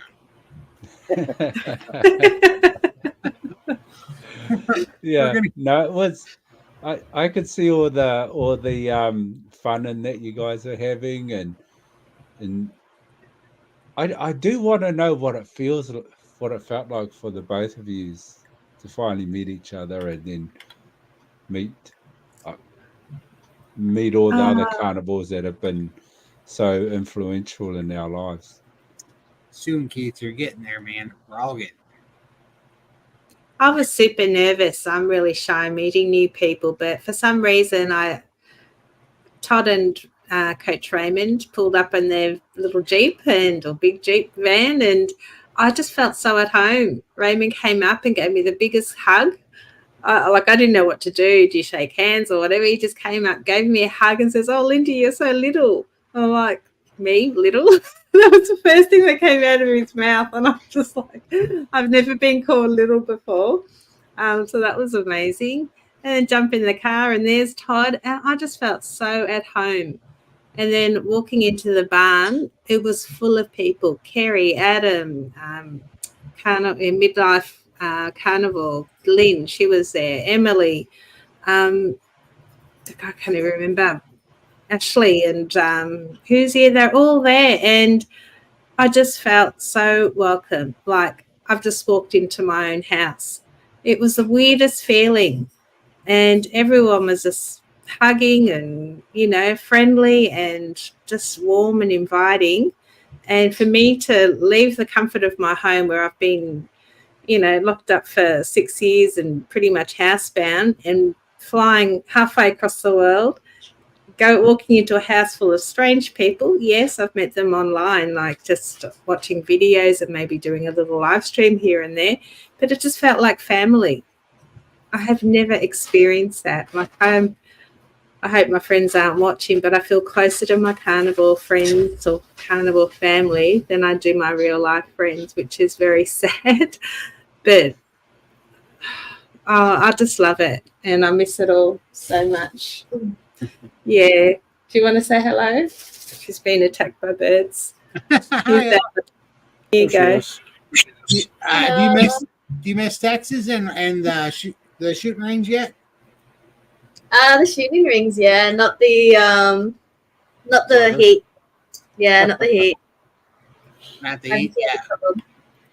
That's awesome. So it was hotter there than it was in Australia at the time. It wasn't hotter, but going from 10 degrees Celsius days to like 36 degrees it's quite hot. For sure. Is it Ashley? Hi, Ashley. Yeah, it's freezing. I've got both my little heater on down here and the big heater on. just to take the chill off the air. It's freezing in here. It's apparently 5 degrees outside. 5 degrees outside. So what's that in Celsius? Oh, in Fahrenheit. I don't know. 41. 41. Shorts and t-shirt weather. There's Missy. Remember Missy? She came to Joe Rogan with us. That's awesome. Yeah. All right. Do it again. That's a good question. Missy, how are you going to come now to Florida? You got to put that on your list now. You're part of the crew now. Let's see here. But yeah, Keith, when we get to Australia, you got to swing over. And then if we have the meets, we know the doctors will come. So they hear that there's going to be smoked prime rib again and tomahawks and dino ribs. I don't know if you have dino ribs in Australia. You might have. I'll find out. Well, Dr. Chafee's going to Adelaide, so I'm sure because Bella and Max are coming as well. So I'm sure if they know Max and Bella are coming here, they'll come to Melbourne. So we might have Dr. Chafee here as well. So yeah, we'll see if Dr. Kills can fly down. He might be able to fly you and Michael down. There you go. That'll be cool. There you go. Send him a DM. Say, hey, we're putting our thumb out. Yeah, maybe if we lie a bit and say Taylor Swift is coming in November, he might do the trip. For sure. Is Coach Emily coming to that too, and Coach Raymond? I don't know. I think Emily was going to talk to John, but I haven't heard any more. So we'll see.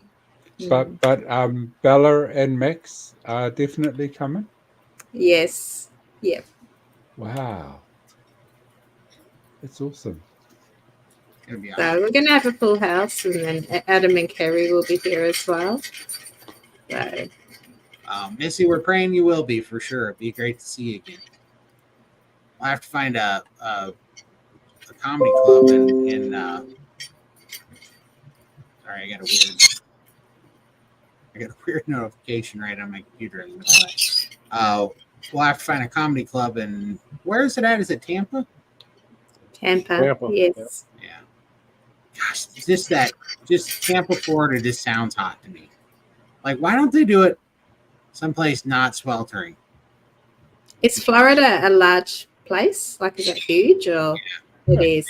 I have an auntie in Florida, but I have no idea where. So I'll have to ask her. It's long. Yeah. Okay. I know she's near the beach because she walks to the beach. Florida's pretty much all beach. Oh, is it? Oh, okay. All right. So it's long across the coast. Fair enough. I still haven't got my US map. I'm going to have to buy one, I think. Is that on the East Coast? Yeah. Florida? Okay. It is. Man. It's going to be hot. It's going to be so humid. Florida's hot. Beth, why is it that we're already starting the heat anxiety for me? No, I'm looking forward to the heat. I think by next year you'll be able to cope with it a lot better as well. I'm hoping so. I'm hoping to be 100 pounds lighter. I have been moving some weight since I got home. So yeah. You look good, Todd. You Thank are you so looking good, my friend. It's starting. I don't say that very often to you at all. You know that. I told you never to say it to him. Come on. It must be shocking then. I saw. So I was going to say, have you met LT yet? Is LT awake? I don't know. Did you see LT last week, Keith? Did you watch the last episode? No, you missed one of our episodes. Yeah. All right, off. He don't watch it. He don't come on the show. You want to show him LT, Michael? If he's gonna wake up and he's gonna start talking, And once he starts talking, he doesn't shut up. He's annoying. Sometimes I got to put him in a box to keep him quiet. Because if he gets you the would light, put an LT in a box, wouldn't you? Yeah. That sounds exact. He's up. Howdy, howdy. LT's in the house, baby. That is disturbing to look at, Michael. I know. I look at it, scares me every morning. I come out here and it's sitting there looking at me. And I go, LT, I said, you got to make the coffee, you got to make the breakfast, get my bacon going, and it just sits there. It doesn't do nothing. It's fussy. I want one so bad. You're gonna have to tell Lindy where you got it, Michael. Yes, please. Yeah. Oh, there you go. Missy has an aunt in Florida too, about 3 hours from Tampa. Okay, I'll need to find out where mine is, and maybe we can go and visit aunties as well while we're there. Let's see. You have the beach and the ocean, at least that's for sure. Do they have sharks in Florida? Yes. Yeah. It's okay. Alligators and you name it. Yeah. Okay, interesting. So right. Yeah, it's pretty cold, isn't it, Sandra? I seen a video of an alligator climbing a fence into the pool. Yeah. Yep. That unlocked a new fear level. I've had 2 of them: alligators that climb fences and scorpions that climb walls. Yep. Yeah. That's some. They teach us stupid stuff in school. They need to tell us about that. That's what they need to be telling us about. We're in this.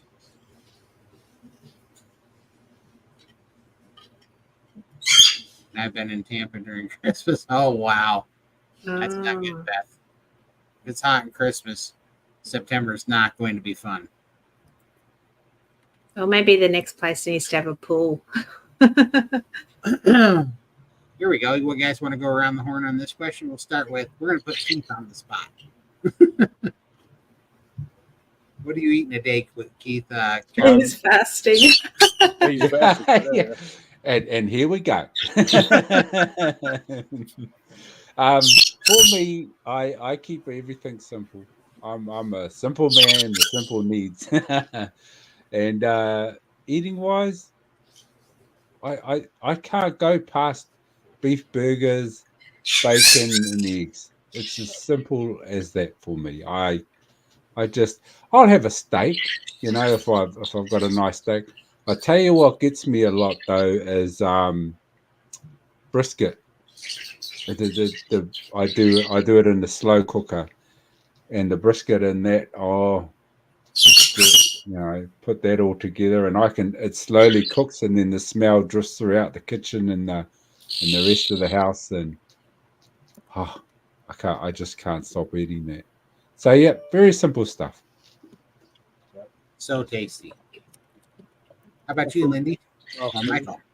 Hi, Lindy. Me? Okay. I usually stick it to my eggs and usually with ground beef, and I mix it all together. I make scrambled eggs with that. I usually have that every morning, and then I have either I make a stew with chuck roast, and I make that in a pressure cooker, and I love that. Ground beef burgers, ground chuck, I love. I make like a meatloaf with that. Anything simple. Cooking is so easy today compared to what it used to be. Yeah, I keep it simple too. I like my beef, but I am struggling with that again. I go through periods where I just can't get anything down, and I'm going through one of those right now. So I've been having a few sardines, just the tin sardines, and I just sort of saute them up in a bit of tallow with a bit of hot sauce, and that I can get down pretty easily. And having a lot of egg cooladas. It's just like a shake that I make with egg yolks, bit of butter, bit of tallow, add hot water, bit of salt, and just blitz it all up. And I have that at night time, so it's nice and light, and I sleep so well after drinking one of those. Yeah, it's like a big warm hug at night just before bed. I'm going to try some ground beef today. Maybe pop some egg in it, just some raw egg yolks, and mix it all up. See how I go with that. But I do miss my steak. I just struggle to eat it right now. Yeah. Before I went to Texas, I would eat a lot of omelets, steaks, and I like to take and chop up 50% bacon and 50% ground beef and make burger patties out of it. I really like that. That's one of my favorites. Some chuck roast. But honestly, for the last, because I did lion diet for the first 3 months of this year, and then which I was just eating ribeyes and New York strips. And when I got done with the lion diet, I missed the eggs and the testosterone boost I was getting from them. So I pretty much went back to trying to eat 36 eggs a day. I don't know, I probably averaged 24 a day. I would eat 36 one day and 18 the next day. So probably I actually averaged 24. And a little bit of bacon. I'd make pickled jalapeno bacon burgers omelet, which is what I pretty much ate all the time. Very good. But since I got back from Texas, I haven't really had an appetite. So I've been eating a lot of meat sticks. Honestly, I've been way under eating in all reality, but it's been hot and I haven't had an appetite. So it's like I've been eating these meat sticks. I've been eating I don't know, 6 or 8 meat sticks a day, but I just have not had an appetite. And so I'm probably going to have to, it's probably the stress of the time of year too. I'm not been heat, everything. Yeah. The heat, the fireworks season, the works picked up. So I just haven't had an appetite. But for the most part, when I am on a very good routine, which I'm not right now, I would eat usually 2 meals a day, and it would usually be 80%, 70% probably bacon and eggs, and then 30% steak and eggs, sometimes hamburger and tallow too. I would have that. So that's usually my wheelhouse. But I hope that gives you some ideas.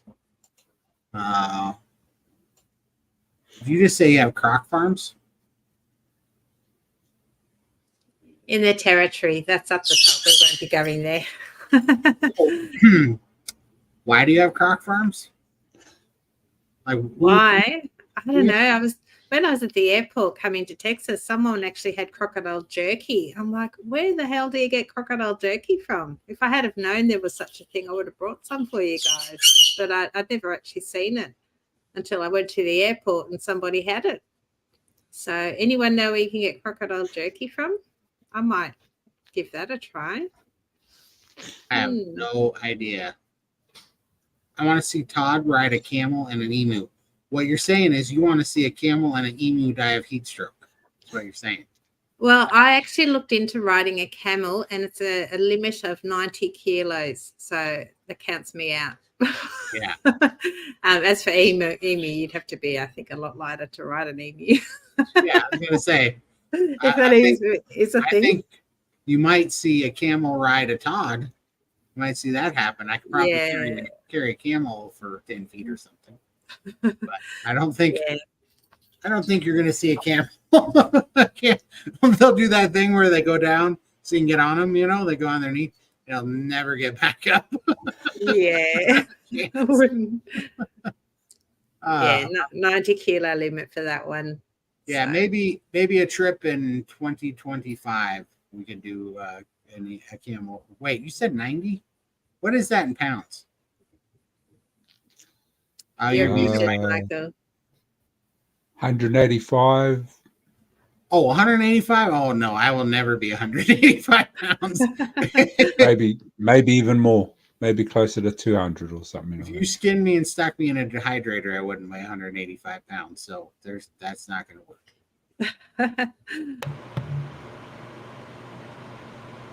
So me, what was it, Michael? 198 pounds. Yeah, I'm not getting to 200 pounds either. That's not happening. Yeah. How about a stunt camel ride? 1 foot on each of 2 camels. I like that. Well, no, because when one camel would lift its foot off the ground, wouldn't that put more of my weight on the other? I think gotta time it just right. I think we're in for a wreck. Yeah, and they can be pretty nasty too, don't they? Spit, and so do emus as well. They spit. I'm frightened of emus. Yeah, they're gonna be rough. For sure. I'll stick to my koalas and the kangaroos. They're friendly. Except for the big reds. We don't have the big reds here, so there won't be any wrestling. They're all the little grey ones. Right? Interesting. Let's see there. Okay, I think we're caught up on that. Well, I don't know. I'm going to be excited to see how your smoker works next week. I think that's going to be really fun. Yeah, well, christen it on our stream. That'll be awesome. Yeah. You can teach me how to cook my prime rib.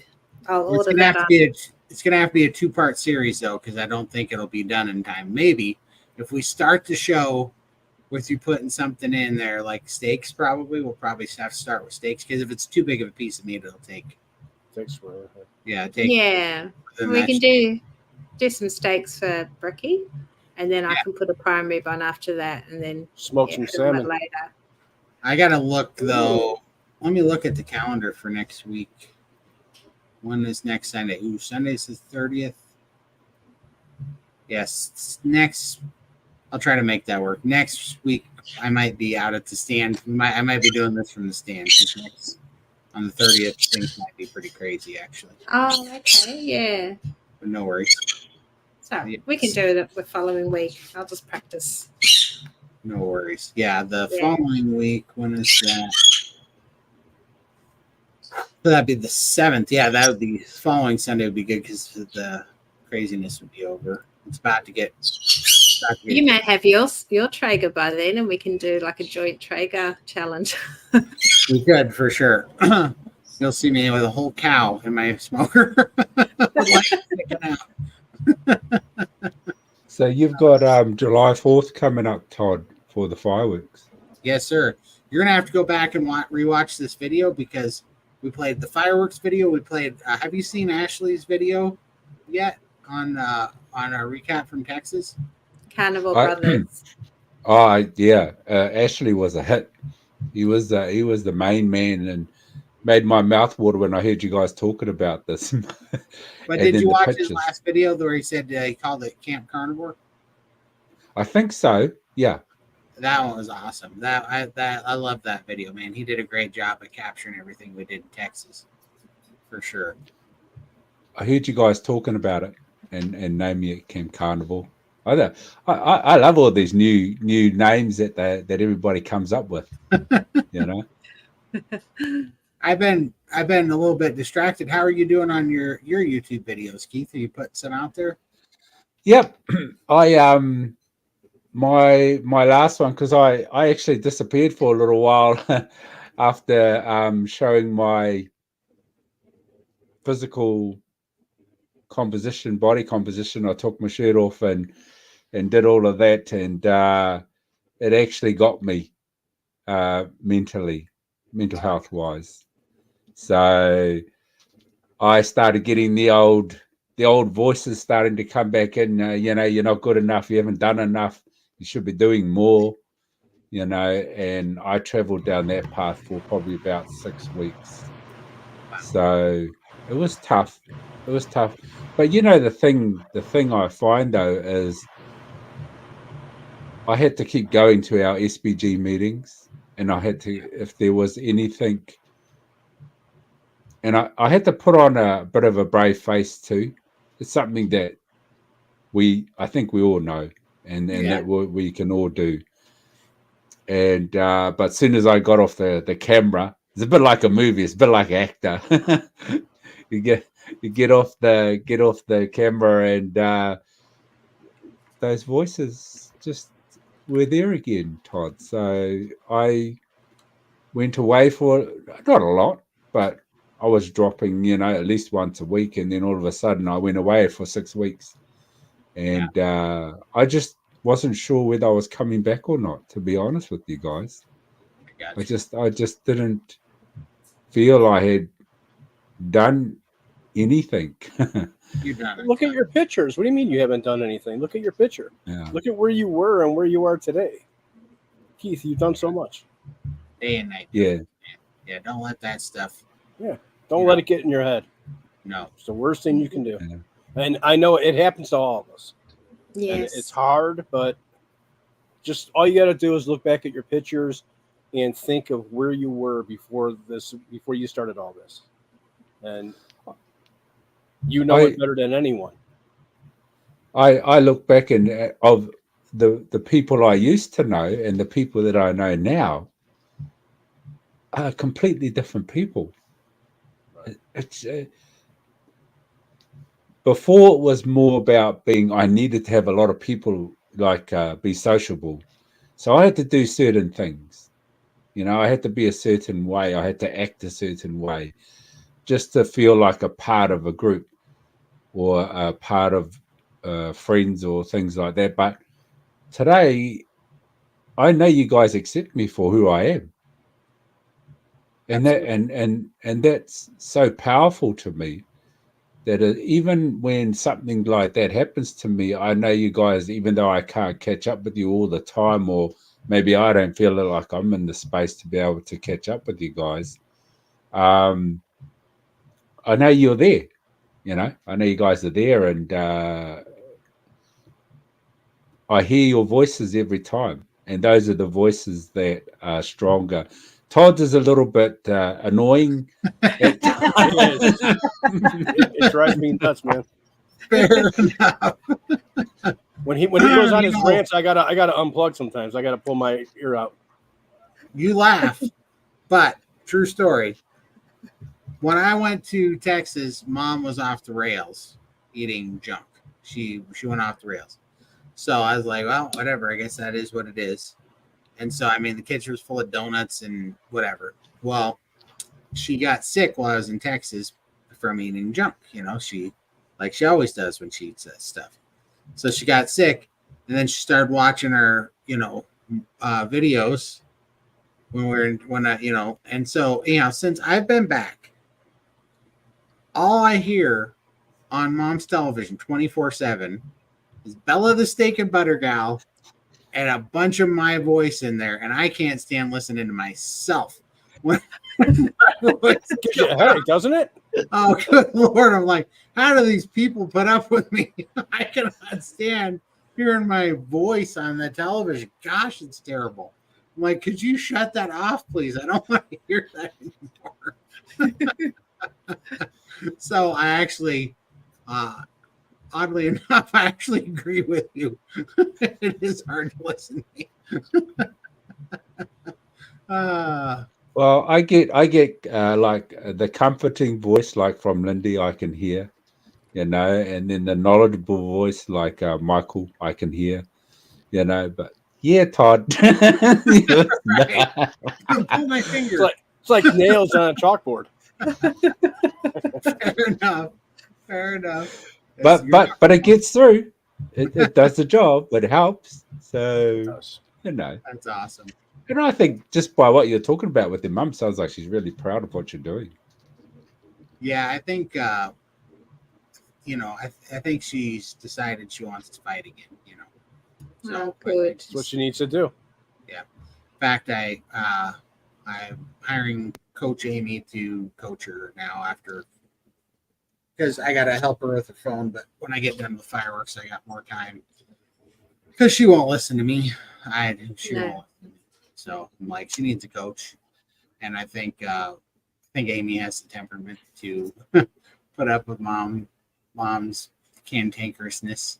Let's put it that way. So we're gonna see how that works out here shortly. So, but I'll keep you posted. And the reason why this started was because she was like, I joined Dr. Baker's site, and I'm like, that's good. Do you know that they pretty much are like, they don't really do coaching there anymore. So there's nothing that can happen there, So that's why I was like, you need some help.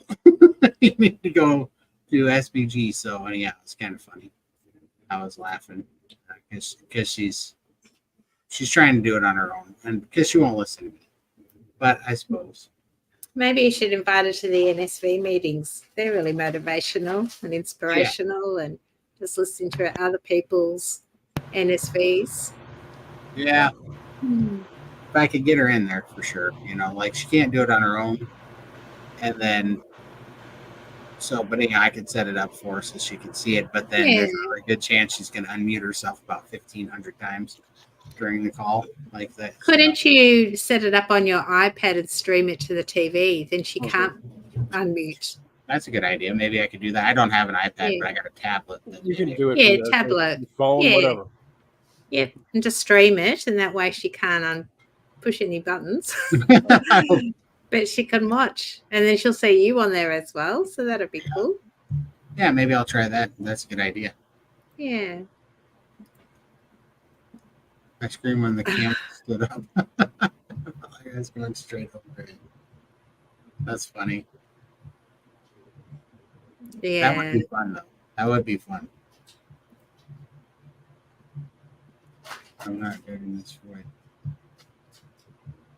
That's awesome. Congratulations. Prostate cancer. Yeah. Best thing for you is carnivore. Yep. Yeah, health and healing first over weight loss for sure. Yep. For sure. Even if I don't beat cancer, the side benefits. Absolutely. It's going to give you the best shot of beating it. Let me tell you. For sure. Stop feeding it, as Dr. Seafer would say. Yep. There he is, Charlie. Hi, Charlie. Thanks so much for coming in. 3 Musketeers. Whoa. Hi, Chicken Dinner. I love it. That's awesome. Great name. Yes. 100%. Thanks, Missy. You're a world of knowledge too, Missy. I see you in our chats and listen to you in our True the Fact conversation, and thanks for that. I just go through things sometimes, and it is what it is. I seem to rebound better than you used to, right? I just come back faster. But I appreciate that, Missy. The emotional roller coaster is real with Carnivore. Like you get your ups and downs. I had a real down moment coming home from Texas, just being in such a fabulous life, and then came back home and back to reality. I've got no support here, no carnivores, no one to talk to. And I really went through a bit of a down week. Like I'm still trying to get over it. Yeah. I really missed that atmosphere. So yeah, it happens, but you just keep on keeping on. Every day gets better. For sure.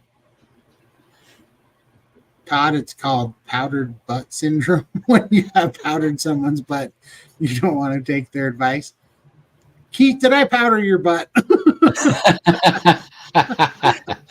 Not that I can remember, Todd, but I don't know with you these days. I think he's talking about Mom, but yeah, that definitely, Mom powdered. Yeah, I got you. That is for sure. That is for sure. I think that is what happened because she does not want to take my advice right now for sure. That's awesome. Beth got it. Hey, Scott, how are you? You can hop on. The link's in here if you want to say hi. See, somebody appreciates my talents. Thank you, Missy. Thank you. I love the accent. I actually do love your accent. I don't have an accent, Lindy. You do.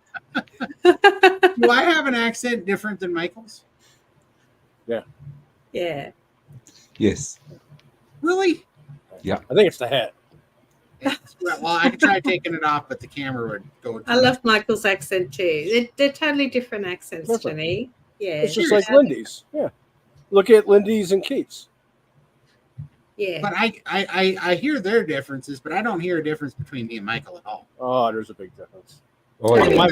My voice is soothing and smooth. Yes. Yes. Yours is annoying like a cat in a bag. Oh, geez. That's not an accent. That's saying it's annoying. Is there a tone difference? Yeah. Yours Cadence? is. Yeah. There is a difference. It's how we were raised. We talk different. I don't know. Man. Just listen to him. Todd's got three of us telling him. Todd, you're simple, as Dr. Barry says, or Dr. Baker Dr. said. Baker. Dr. Baker said I was simple. He's a simple man. There we go. Here you go. We'll put the link in the chat again. Anybody wants to come in and say hi? Pasting it right now. Hop on in if you want to visit. Well, that's interesting. I don't feel like we have an accent. I feel like Southerners have an accent. Missy, you need to settle this. Do I have an accent compared to Michael, or compared to your Texas folk down there? Let me know if I have an accent. That'd be interesting. I don't think we have accents here.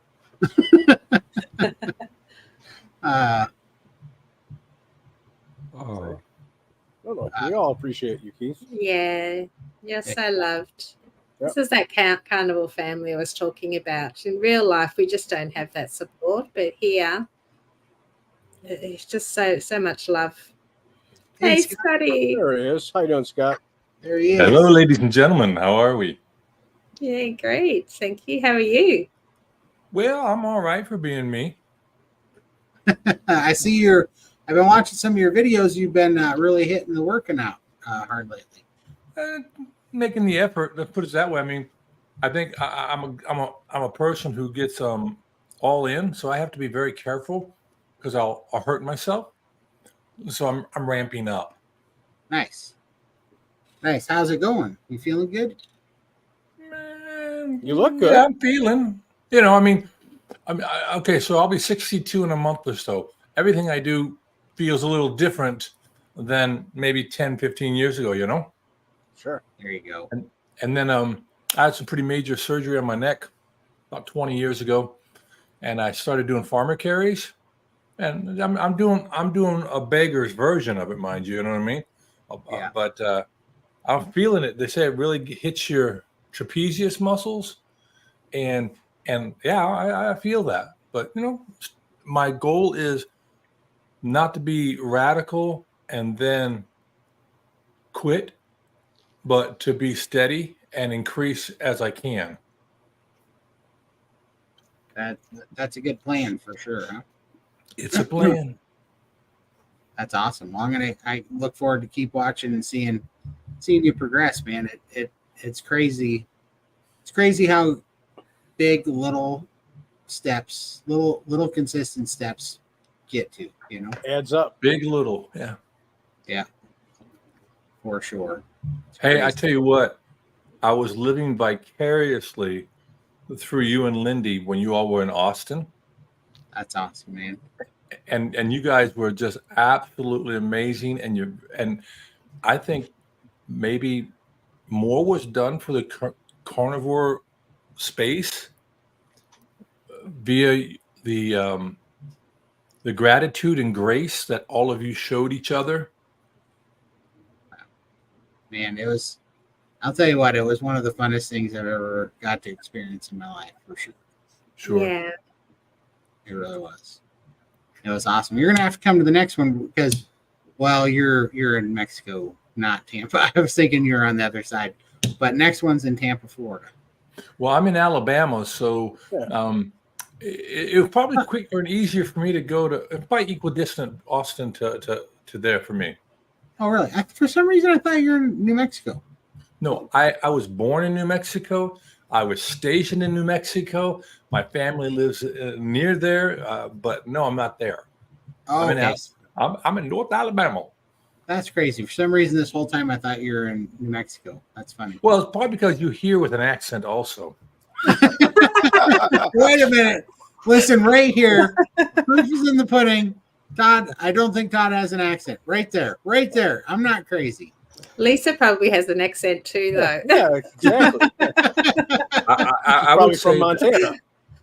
I would say that any accent you have, Todd, is more what you were talking about. Your vocal intonation is pretty high in the register, and it's forward through the nasal, so it gives you a little bit more of a regional sound there. More like a cat in a bag. No. And that's disturbing that you know what a cat in a bag would sound like. Exactly. I've heard recordings. Oh. That's what you do on the internet. Now we know, Michael. Now we know. Yeah. Just tell the Navy committee. Yeah, Marnie, I got to be honest with you. When I look at that, I was listening to a gentleman, a Buddhist faith, and he was always saying, instead of getting mad at these aspects of your personality and doing that, he said, instead invite them to sit down next to you, Thich Nhat Hanh. And he said, tell this part of you to sit down with you on the bench and not be angry, because if you think about it, it's a part of you. And if you're going to be creating division within yourself through a negative speak, right? Well, you kind of left everything knotted up, and instead you sit and said, it's okay that you're afraid. It's okay that you have anxiety. It's okay that like you had a bad day, right? They wrote a song about that, had a bad day, right? And I've heard all of you say before, don't let today's bad moment be the reason you get off of the path you're on, right? And so I think maybe I understand what you're saying. I do understand what you're saying there, Marnie, but I think maybe if we could put a finer point on the pencil and say, it's going to be all right. Let's just work with this.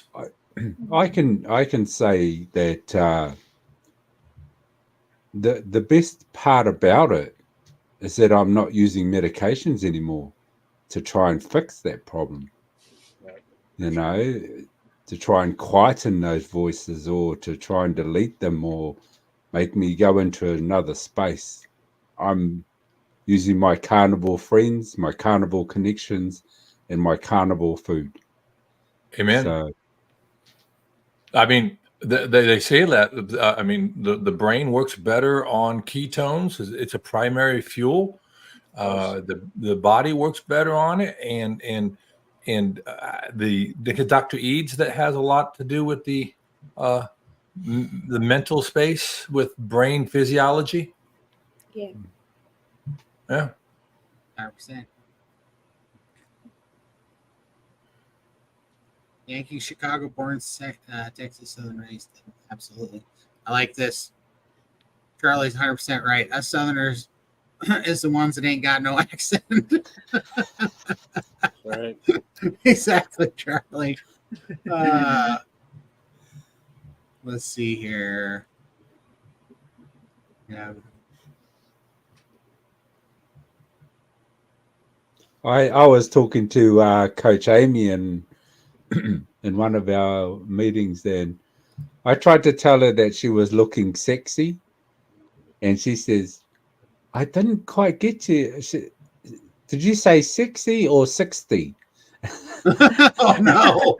Oh no. you just put 9 years on her. She's about to clobber you.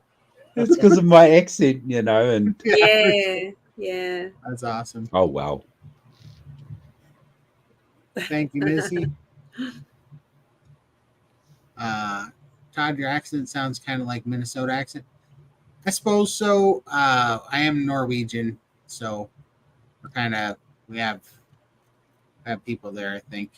Let's see. Born and raised in California now. I live in Idaho. Oh wow. I'm not far from Idaho. Yes, exactly. Todd has the least amount of accent.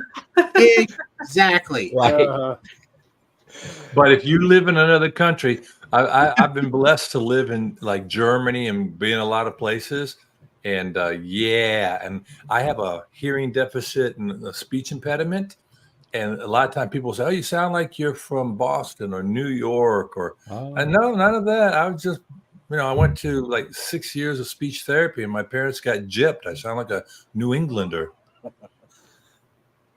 for sure. And he agreed. More of electrolytes help for sure, but he's having dizziness and headaches. Probably keto flu. Yeah, probably the keto flu, some oxalate dumping, maybe.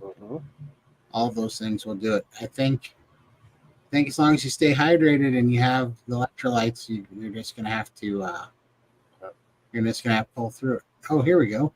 Do you have enough fat in your diet also? Because I noticed for me, I had a lot of that same thing early on. I didn't really have a keto flu, but I was really low on my fat, and you gotta get it. Yep, for sure. Hey, Russell, how are you? G'day, can you hear me? Yeah, we can hear you. Yeah, I'm fine. I've been watching this on YouTube actually, and I didn't realise I could. I found the link to come into here, so I've been doing just a little bit about me. I've been doing carnivore for I'm on day 77, I think today. Awesome. On my own, I joined you lot about a week or so ago, but I've been doing it on my own. I'm 77. Oh, you look great. Just past being a war baby. Been a battler all my life, but I was told I got prostate cancer about 18 months ago, and there's been no follow-up on it until just recently, and they said they'd do a biopsy, which hasn't happened yet. But I'm feeling that good on this. Like, I've lost 9 kilos. I didn't need to lose weight really. A little bit of a belly, but I've lost 9 kilos. But the benefits, I'm off all my medications except for a beta blocker, which you've got to wean off that one. I am weaning it myself off it without seeing the heart specialist yet, but I've been on heart medications and stuff like that since I was 52, so it's been 25 years now, and I've stopped the whole lot because my blood pressure was dropping so much. I decided to get rid of the cholesterol tablets as well, the gout tablets. Everything's gone except for the beta blocker, which I'm pretty sure the beta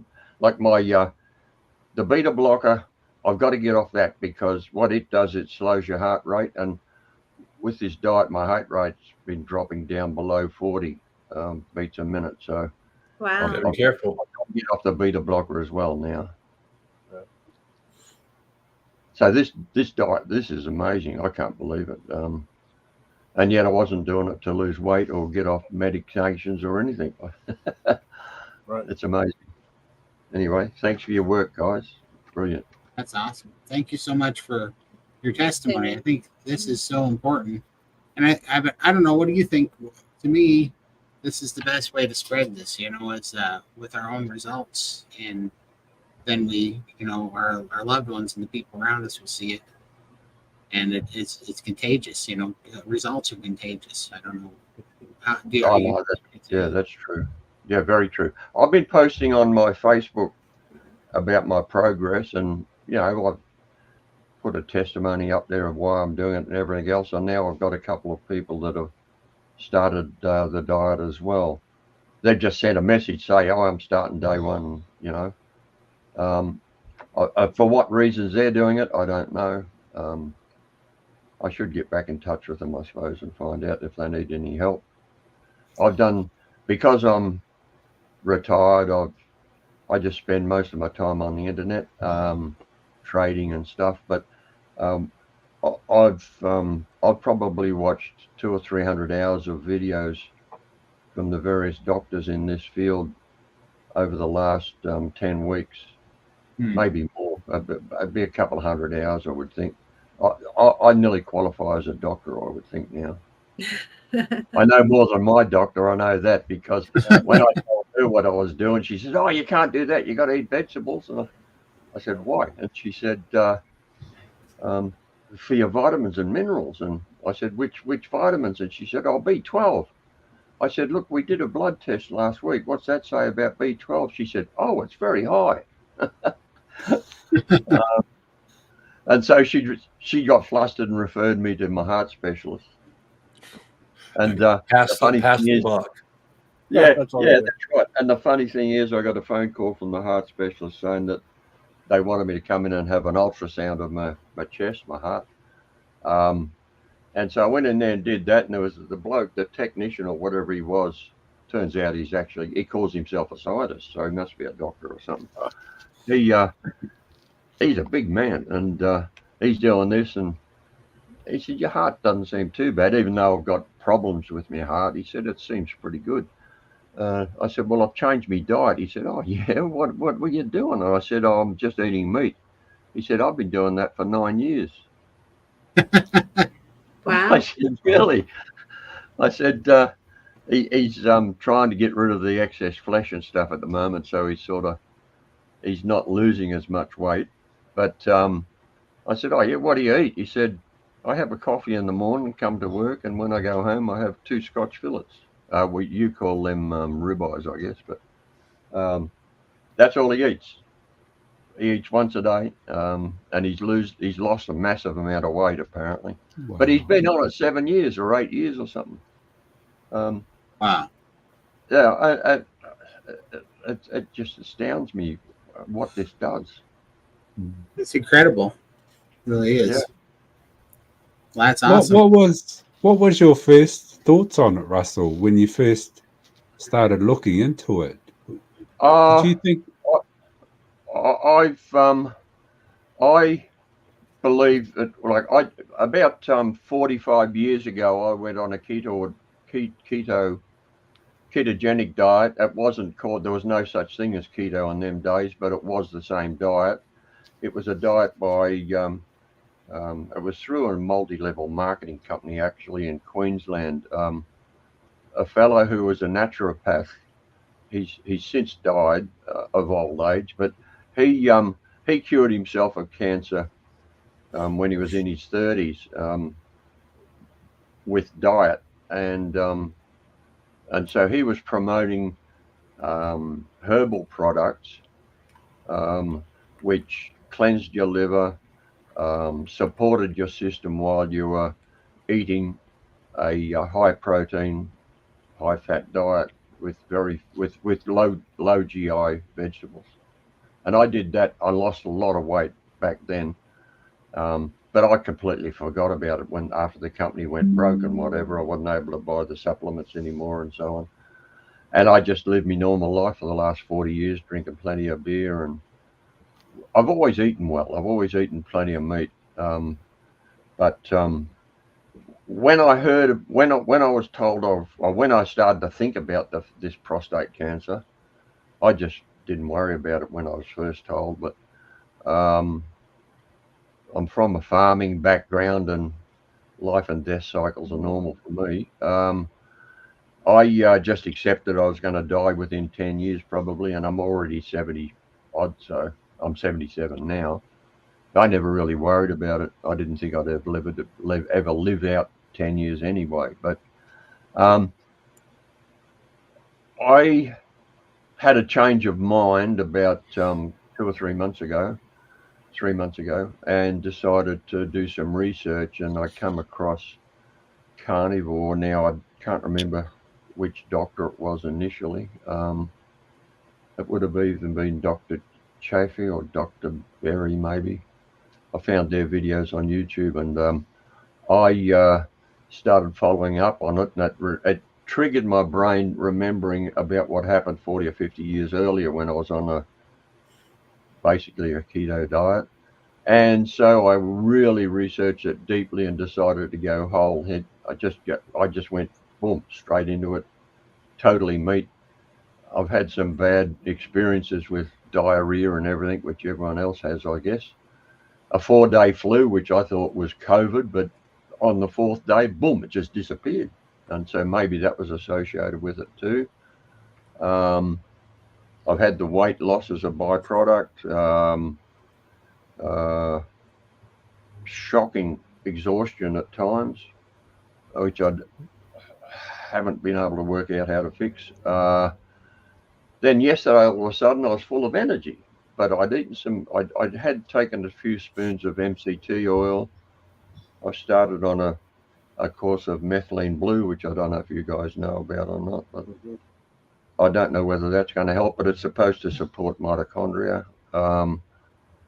And I'm on my second week now of membendazole because I'm continuously in ketosis now, and between 4 and 8 millimoles or whatever they call them. So hopefully I'm on the right track.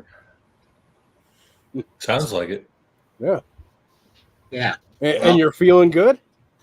Yeah, I feel good. Yep. I get a little bit of chest pain occasionally, but I've had that for half my life. So, but I'm there's no doubt whatsoever that my blood pressure and everything else has gone back to normal. And I've been on these tablets for 25 years. Right. Wow. Unbelievable. That's incredible, man. God knows what it's cost the government to keep me alive on tablets, because I get them on the PBS, which is only $6.80 a script, and I was on about 5 different scripts. And some of those, like the beta blocker, I think they're about $30-$40 a month, something like that. And I'm only been paying. So the government's been paying for all this shit for 25 years, and now I'm off the whole lot of it. The doctors don't like it because they're going to miss out on their cut now, but too bad. I want to try and convert at least one doctor in Darwin. I live up in the top end of Australia in the tropics. There's no carnivore doctors here that I can find. But I want to try and convert at least one to carnivore, so we get some sort of a support group growing locally, you know? They may be in hiding, though, so they don't get in trouble from the other doctors. Right. It's possible. Yeah, that's possible, I guess. I got no idea why you'd hide. Why wouldn't you just go out in your own practice like what Dr. Chappie's done, you know? For sure. You achieve a lot more. Metis, let's see, we got a few questions to answer here too. Metis Medicine asks a question: any advice for a struggling beginner? Did y'all ever go through this? So I believe that's going to be back to the dizziness and the headaches, that the question that she asked before. And I'm going to say that's keto flu, especially when you're first starting out. It took me 5-6 weeks to get through that. It's not easy. Yeah, I've had no flu. Oh, I've had a little bit of flu, but only a few days. But I found that one of my main problems is cramps at night in my legs and my hands. And I take a big pinch of salt in some water before I go to bed at night. Magnesium will help with that a lot. Yeah, magnesium. Yeah, magnesium as well. Potassium. Yeah. Yeah, let's see. Withdrawals depending on what you are prior to food and additives. Absolutely. Let's see here. I also think how long you've been doing something has an impact, you know. So, like I've had a 25, almost 30-year relationship with artificial sweeteners. It's very difficult for me to give those up. So, I mean, you got to figure out who you've been dancing with all these years. That's right. Yeah, sweet. I get incredible cravings for sweet things, especially if I just smoke the joint or something at night. But it's and so I've got some raisins. I got a little box of raisins in the fridge, and I'll take out 4 raisins and slowly eat 4 raisins, and that gets rid of the craving. Oh, that's awesome. And it's not a lot of sugar in 4 raisins. You could set the smoke aside too and not get the craving, but you know. Well, I get so bored. But I'm not drinking as much as I used to. I've cut back. Good. So I am still drinking, but I found that I can still drink. No, I know the alcohol's not good for you, but I've been doing it since ever. But I found unless I have a really heavy night drinking, if I go out or something like that to the pub, that's the only time that my ketone levels will drop the next day a bit. But you know, it'll go down from 4. All the sugar. Yeah, it's the carbs in the beer. Yeah, right. But it still doesn't go down to 0. So I am drinking a lighter beer, a low carb beer. But I know I've got to stop that. one Yeah, thing. Look, the benefits are just outstanding. I'm preaching to the converted, obviously, but the weight loss I didn't need to lose, but I have lost it. The arthritic pain has gone out of my ankles and my knees. Half the pain out of my lower back's gone. That's incredible. That's very good. Needs to go up steps. I can just walk up steps now. I couldn't do that before because my back hurt so much. Right. Yeah. The champion within wants to know if Russell, if you have incorporated any resistance training yet.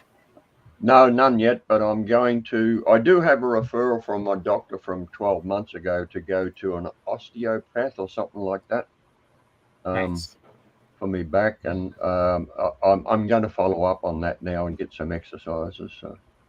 Good. I can't afford to be going to these professionals regularly, but and I can't really afford to go to a gym, I guess. But you don't need to. I would be able to afford it if I give up the grog, maybe. I'm embarking on a journey here, Russell, where I'm not going to spend money on the gym. So I picked up a bucket and I put things in the bucket. You can put dirt in the bucket, exactly. Water in the bucket. You know, 1 gallon of water is 8 pounds. Yeah, you can do sissy squat, what we call sissy squats. Push up. If we could get our bodies to the point where our body weight is too easy, we would probably find ourselves in a much better space physically, to where then if you wanted to go buy a kettlebell and try to swing that around your head for a while, you know what I mean? But I'm a ways away from that right now. Right. Yeah. I don't live enough room to. I don't have enough room to swing into here. I just live in an old caravan. But I have been walking. I've started walking. I'm doing 3 kilometers a day at the moment. Working back up. That'll help muscle me up a little bit. My weight's gone down to 73 kilos, which is only about 175 pound, I think, roughly. Or a bit less, maybe, I don't know. But I don't really need to lose any more weight. I need to put weight on, a bit of muscle, actually. 160 pounds, 161 pounds. Is that all it is? Shout out to Dr. Nelson, too. We met him in Texas. He came up to us and said hi. That was awesome. It's great to meet you, Dr. Nelson.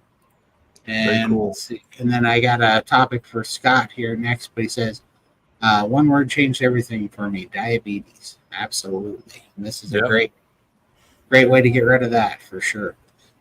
Scott, can you tell us? I know that you have some exciting news about your liver information. Yeah. So a little background is, of course, I carry extra weight. I'm fat. I got it. They actually said I was morbidly obese, which I don't agree with. I want to fight them on that one. But the idea being is, but I got some ultrasounds and that said, yeah, you have a fatty liver. And we hear about that, pretty ubiquitous in the community.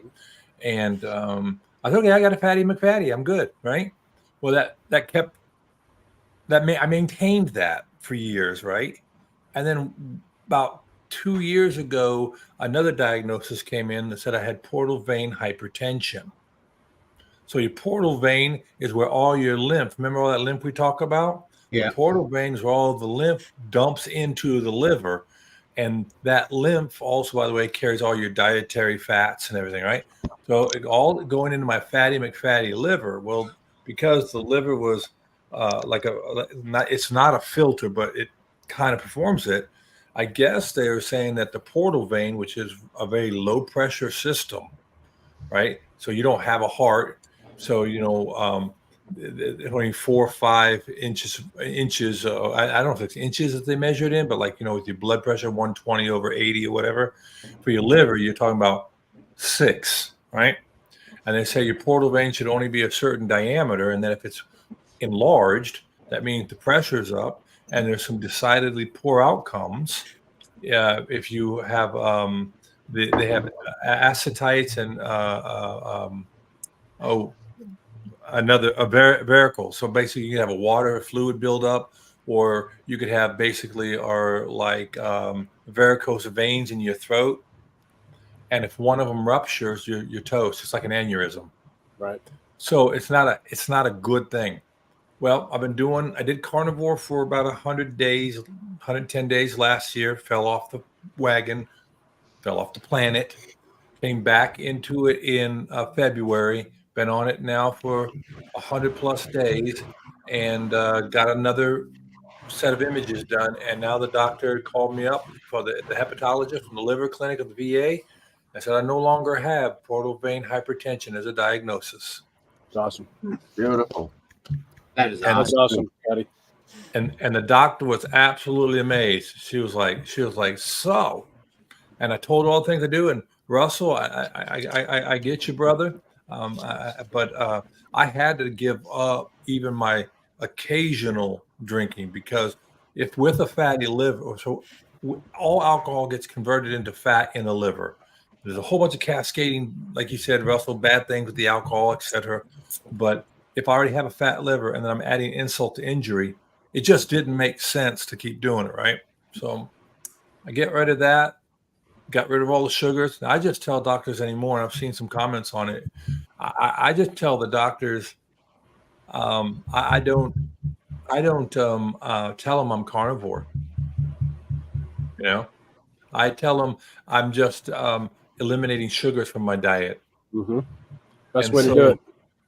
And then my doctor said, I said after it was all done, I said, so what kind of diet plan do you think I should be following? And she said, well, all the conversation at these symposiums we go to, and then she told me all about symposiums, like I don't know what one is. And she said, what they're saying now, the most common thing they're saying is Mediterranean. And I was like, yeah, that's what I'm doing. I'm doing a Mediterranean. You know, I'm not going to. What's that? Oh, okay. Yeah, I said, I'm not going to fight the fight with them anymore. You know, I'm going to just say, you know what? If my blood work is coming back good, if nobody's getting worried, you know, and they got some more tests to do, because they came up. I also came up with, hey, Brett, by the way, and Johnny, I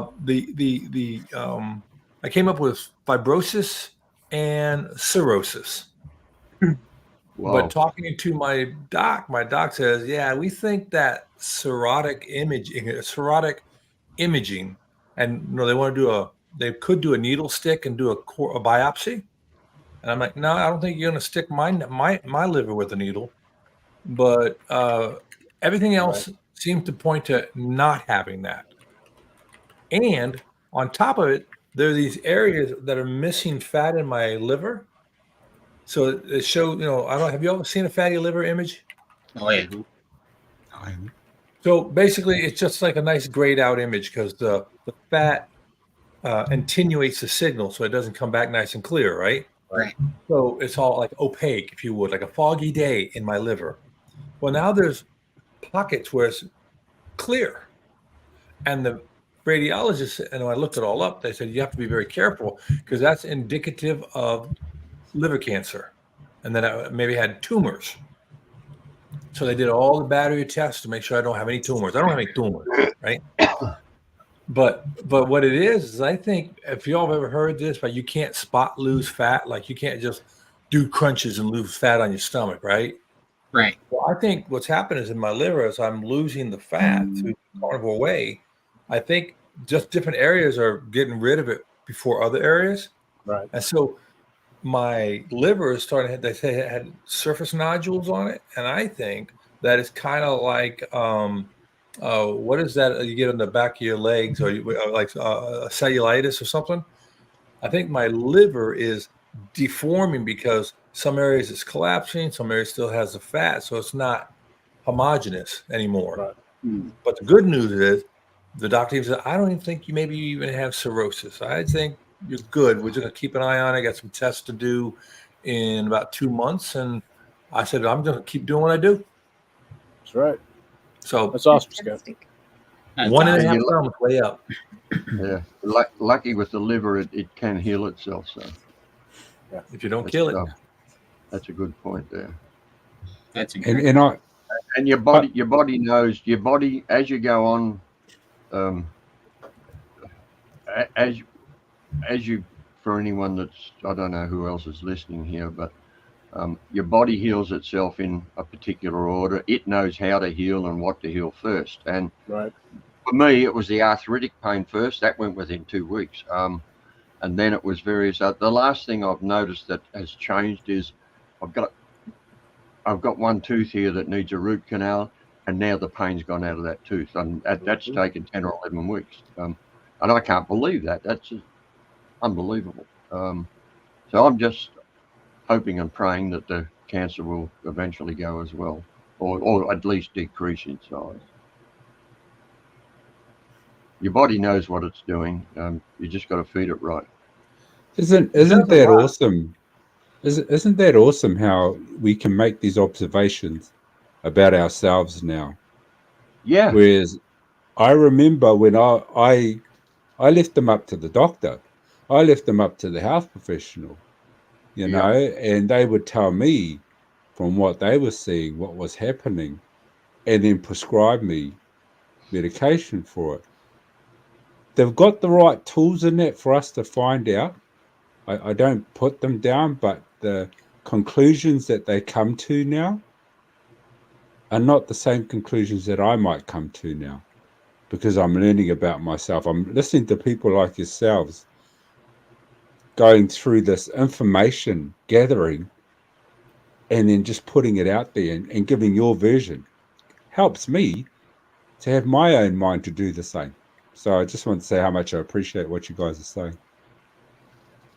Well, I think all of us would say that our body of I'll use the word knowledge loosely, but our body of knowledge is so much greater than it was when we were ill and not finding. I listened to a thing with Dr. Barry and Dr. Paul Mason today, and they were saying about how doctors, and Paul Mason says, record your doctor. You know, they should let you record what they say, and they should send you your test results, and they should give you all this stuff. Hey, Lori. I knew a boy once. Anyway. Yeah. Keep going. I listened to that. I watched that podcast last night, actually. Quite amazing. And the next time I see my doctor, which will only be, I think it'll be probably sometime this week. I expect. Well, I'm definitely going to ask about recording the conversation with the doctor, and what the doctor spoke about last night, and I'm going to ask for copies of all my blood tests from the past and so on, so I can sort of analyze it myself. And I'm going to ask for a more complete blood test next time. I'll pay the extra to get the total lipid thing or whatever they call it and everything. I want to see what's happening inside. I always want to, when the cardiologist says dumb stuff like this, I always want to ask them, if their information works so well, why is the number one killer of cardiologists still heart disease? You know what I mean? It seems like a conflict of interest to me. I can remember 25 years ago when I first went into hospital for I had to go in for a facial operation. I'd been pretty well wrecked up, and all this side of my face is sort of scrunched up because of a severe fracture through here due to an altercation with an idiot. I got smashed down onto the corner on a pool table, the hard metal corner on. I got smashed headfirst into that and ended up in hospital.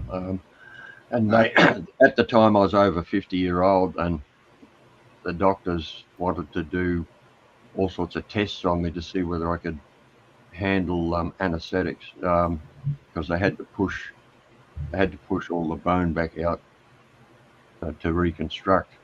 And that's when they found out I had severe heart problems.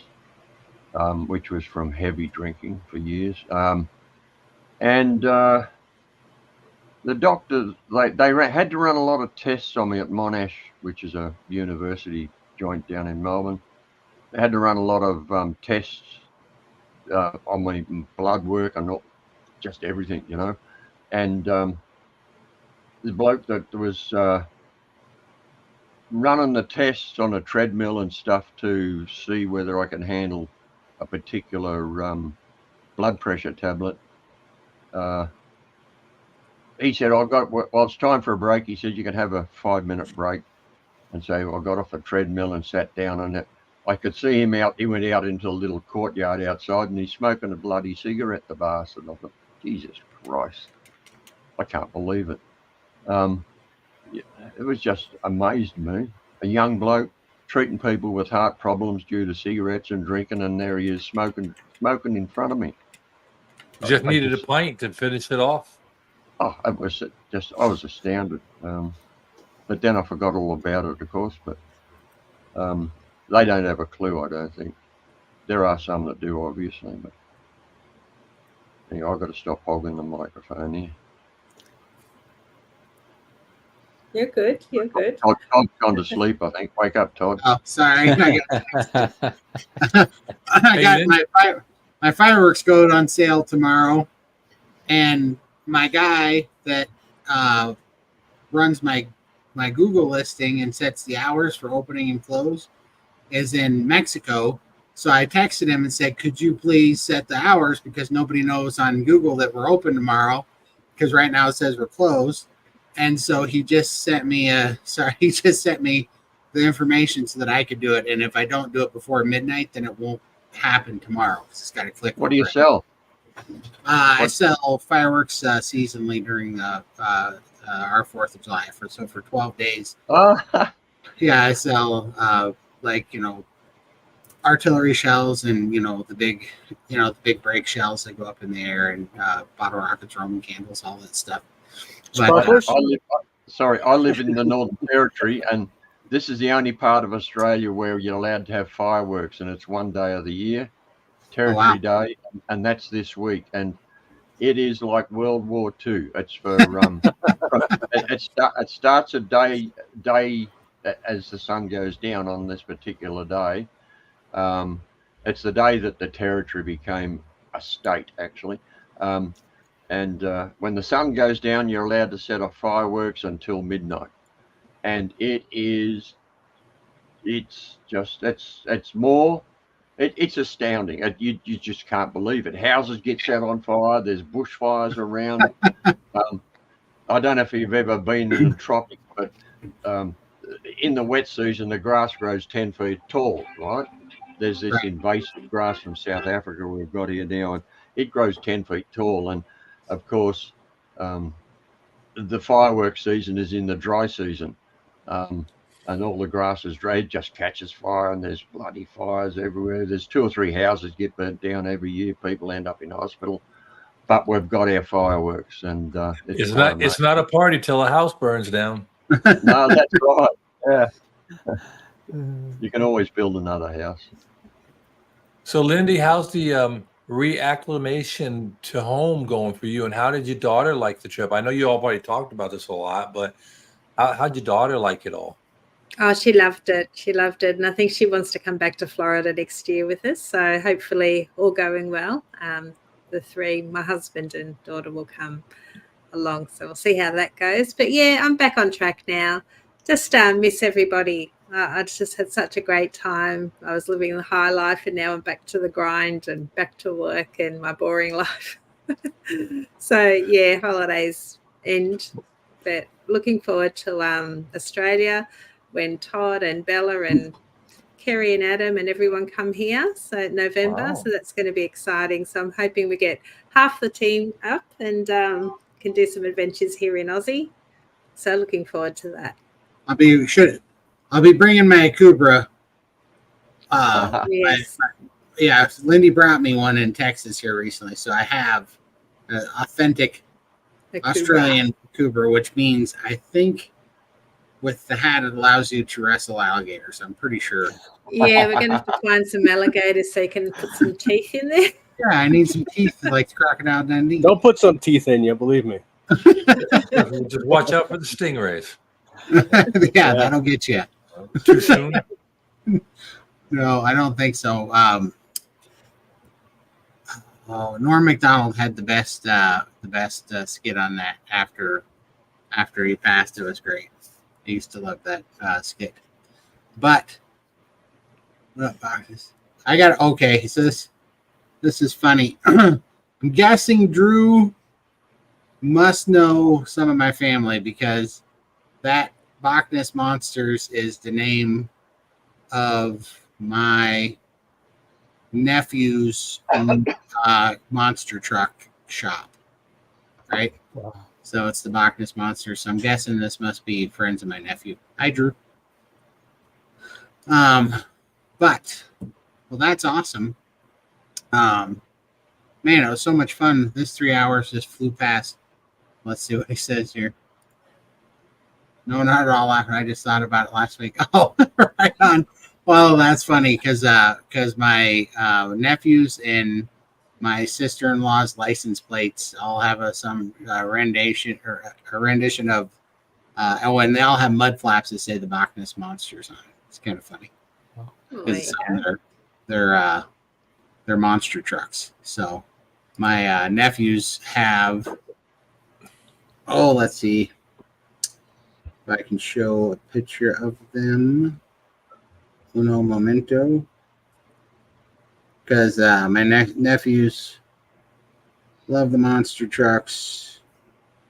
And hold on, sorry. Let me ask a question while you're doing that drive. Yeah. For Lindy particularly, but anybody else, is there anybody who's going to be doing something different in their carnivore journey because of what you learned or saw at Hack Your Health? No, we didn't actually get to attend Hack Your Health much. We were there on the Sunday and saw the SPG sort of talk because we were busy with the live stream trying to get everything working on that. So we missed quite a bit. But I did buy myself a little massage gun. So it's like a long stick and you can massage yourself. And my God, that is so good. And that's been helping with my challenge because I'm doing an arm flap challenge at the moment. So very sore shoulders. And I can actually give myself a massage and it feels wonderful. So that's probably the only takeaway that I've got from Hack Your Health. Okay. Yeah, which is a shame. It's a shame. But next year I plan to do the whole event. So we'll be a little bit more organized. We learned a lot this time round. So. Oh, there we go. Michael's got it. That's my nephew's monster trucks. They call themselves the Bach Ness Monsters. Holy moly. Yeah. So that's where I thought that was coming from. That's funny. Let's see here. I could love a new man inspired by you. Oh, I appreciate it, man. Thanks so much. Okay. It'd always be KetoCon for sure. Brett's in the house. Esme, Bell, Todd, Lindy, and Mandy. Or Hack Your Health. Doing steak and butter gang. Yeah, it's so awesome. We get to see Brett now bunch in during the week in the Chew the Fat meeting at SPG. It's awesome. Ashley's been attending some of the meetings too. So yeah, for sure. It's been great to see them. Well, that's great because I think community is probably one of the things that is going to provide the greatest amount of consistent support through the journey. You know, because we're going to have moments when we're down or we miss the mark, and having people there on a regular basis for accountability really helps. Absolutely. No, that we see that every day at the Chew the Fat meeting and Steak and Butter Gang. It is so handy for everybody to have a place to talk, you know, and to just work stuff out, you know, like it's, you know, this thing is not, Carnivore is not smooth. It's incredible how the things that it can heal, but it still has its ups and downs. You still have stalls, especially when you're oxalate dumping and stuff, especially when you're moving Carnivore is so powerful and so effective that the changes that you make really are life-changing, and they are insurmountable. And so it's we go through some stuff for sure when we're having that big of a body and metaphysical change. And accountability too, right? Yeah, for sure. For sure. And just, you could be doing everything right, and you can just have some weird days because your body's going through some stuff, It's just working through some stuff. I look at it as just as a process of saying it's the devil's in the details, and it's the little things that's consistently. So like the other day, I was at someone's house and they have cookies and candy and whatever, right? So most days I can walk by that and it doesn't bother me at all. People can drink around, it doesn't bother. People can smoke, it doesn't bother. People can eat, it doesn't bother. But every once in a while, so I had like 2 cookies and 3 little petit four cakes, right? So wasn't a great moment, and I realized it, but I didn't let it get me off my game, because the devil's in the details. Every day, you got to just do the little things every day, and next thing you know, you've gotten through a week successfully. And I would think having daily chew the fat groups who are expecting to see you there, and then if you don't show up, that's that accountability aspect that really helps. Yeah, for sure. 100%. And just, it keeps you focused. Your attention can drift if you let it stay out here, and all the people that sit here go, oh, sugar's really not all that bad. Oh, surely, if it was, the most addictive, whatever, or, however many times more addictive than heroin, they wouldn't have it. All these things. When you're out here in the world that thinks that carnivore is so crazy, they can grab your attention. They can start picking away at your resolve, and you kind of lose focus, Right. But when you can come back to, it's kind of like carnivore church in a way, Scott. I mean, it's just like the same reason that we go to remember our foundation and get, always check in at home base and know, because we gotta veer from there, but we always got to come back, to get our bearings. And that's what carnivore communities are like too. Absolutely. Yep. If anyone out there is just starting carnivore, or if you just need support and community, consider joining Steak and Butter Gang. 150%. Congratulations, Mia. Congratulations. What are the dates at Hack Your Health for the next year? So I know that it's in September, and I know that it is in Tampa, Florida, but I do not know the exact dates. Sometime in September. So we're going to be working that out as well.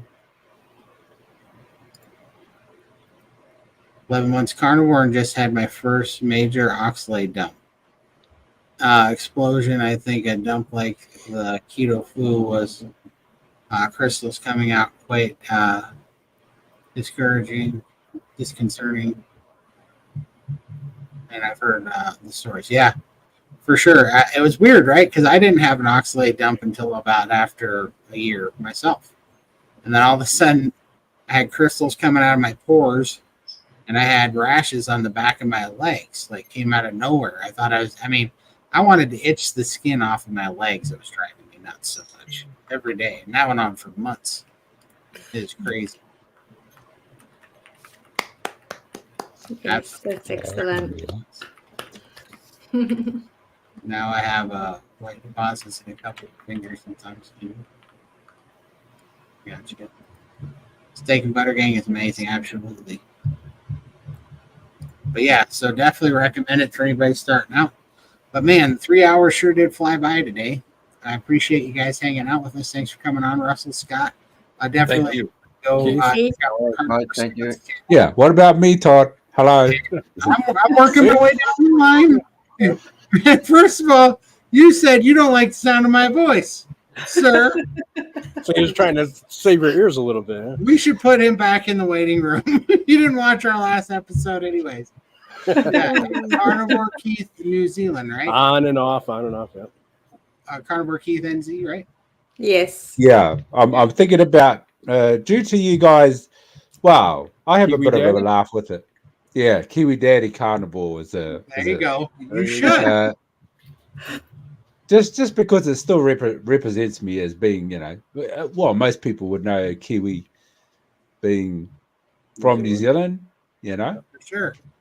So yeah, I've been thinking about changing it definitely. It has a little bit of a flow and a rhythm and For sure. Well, that'd be awesome. But yeah, definitely go check out Keith. And man, it's been so much fun.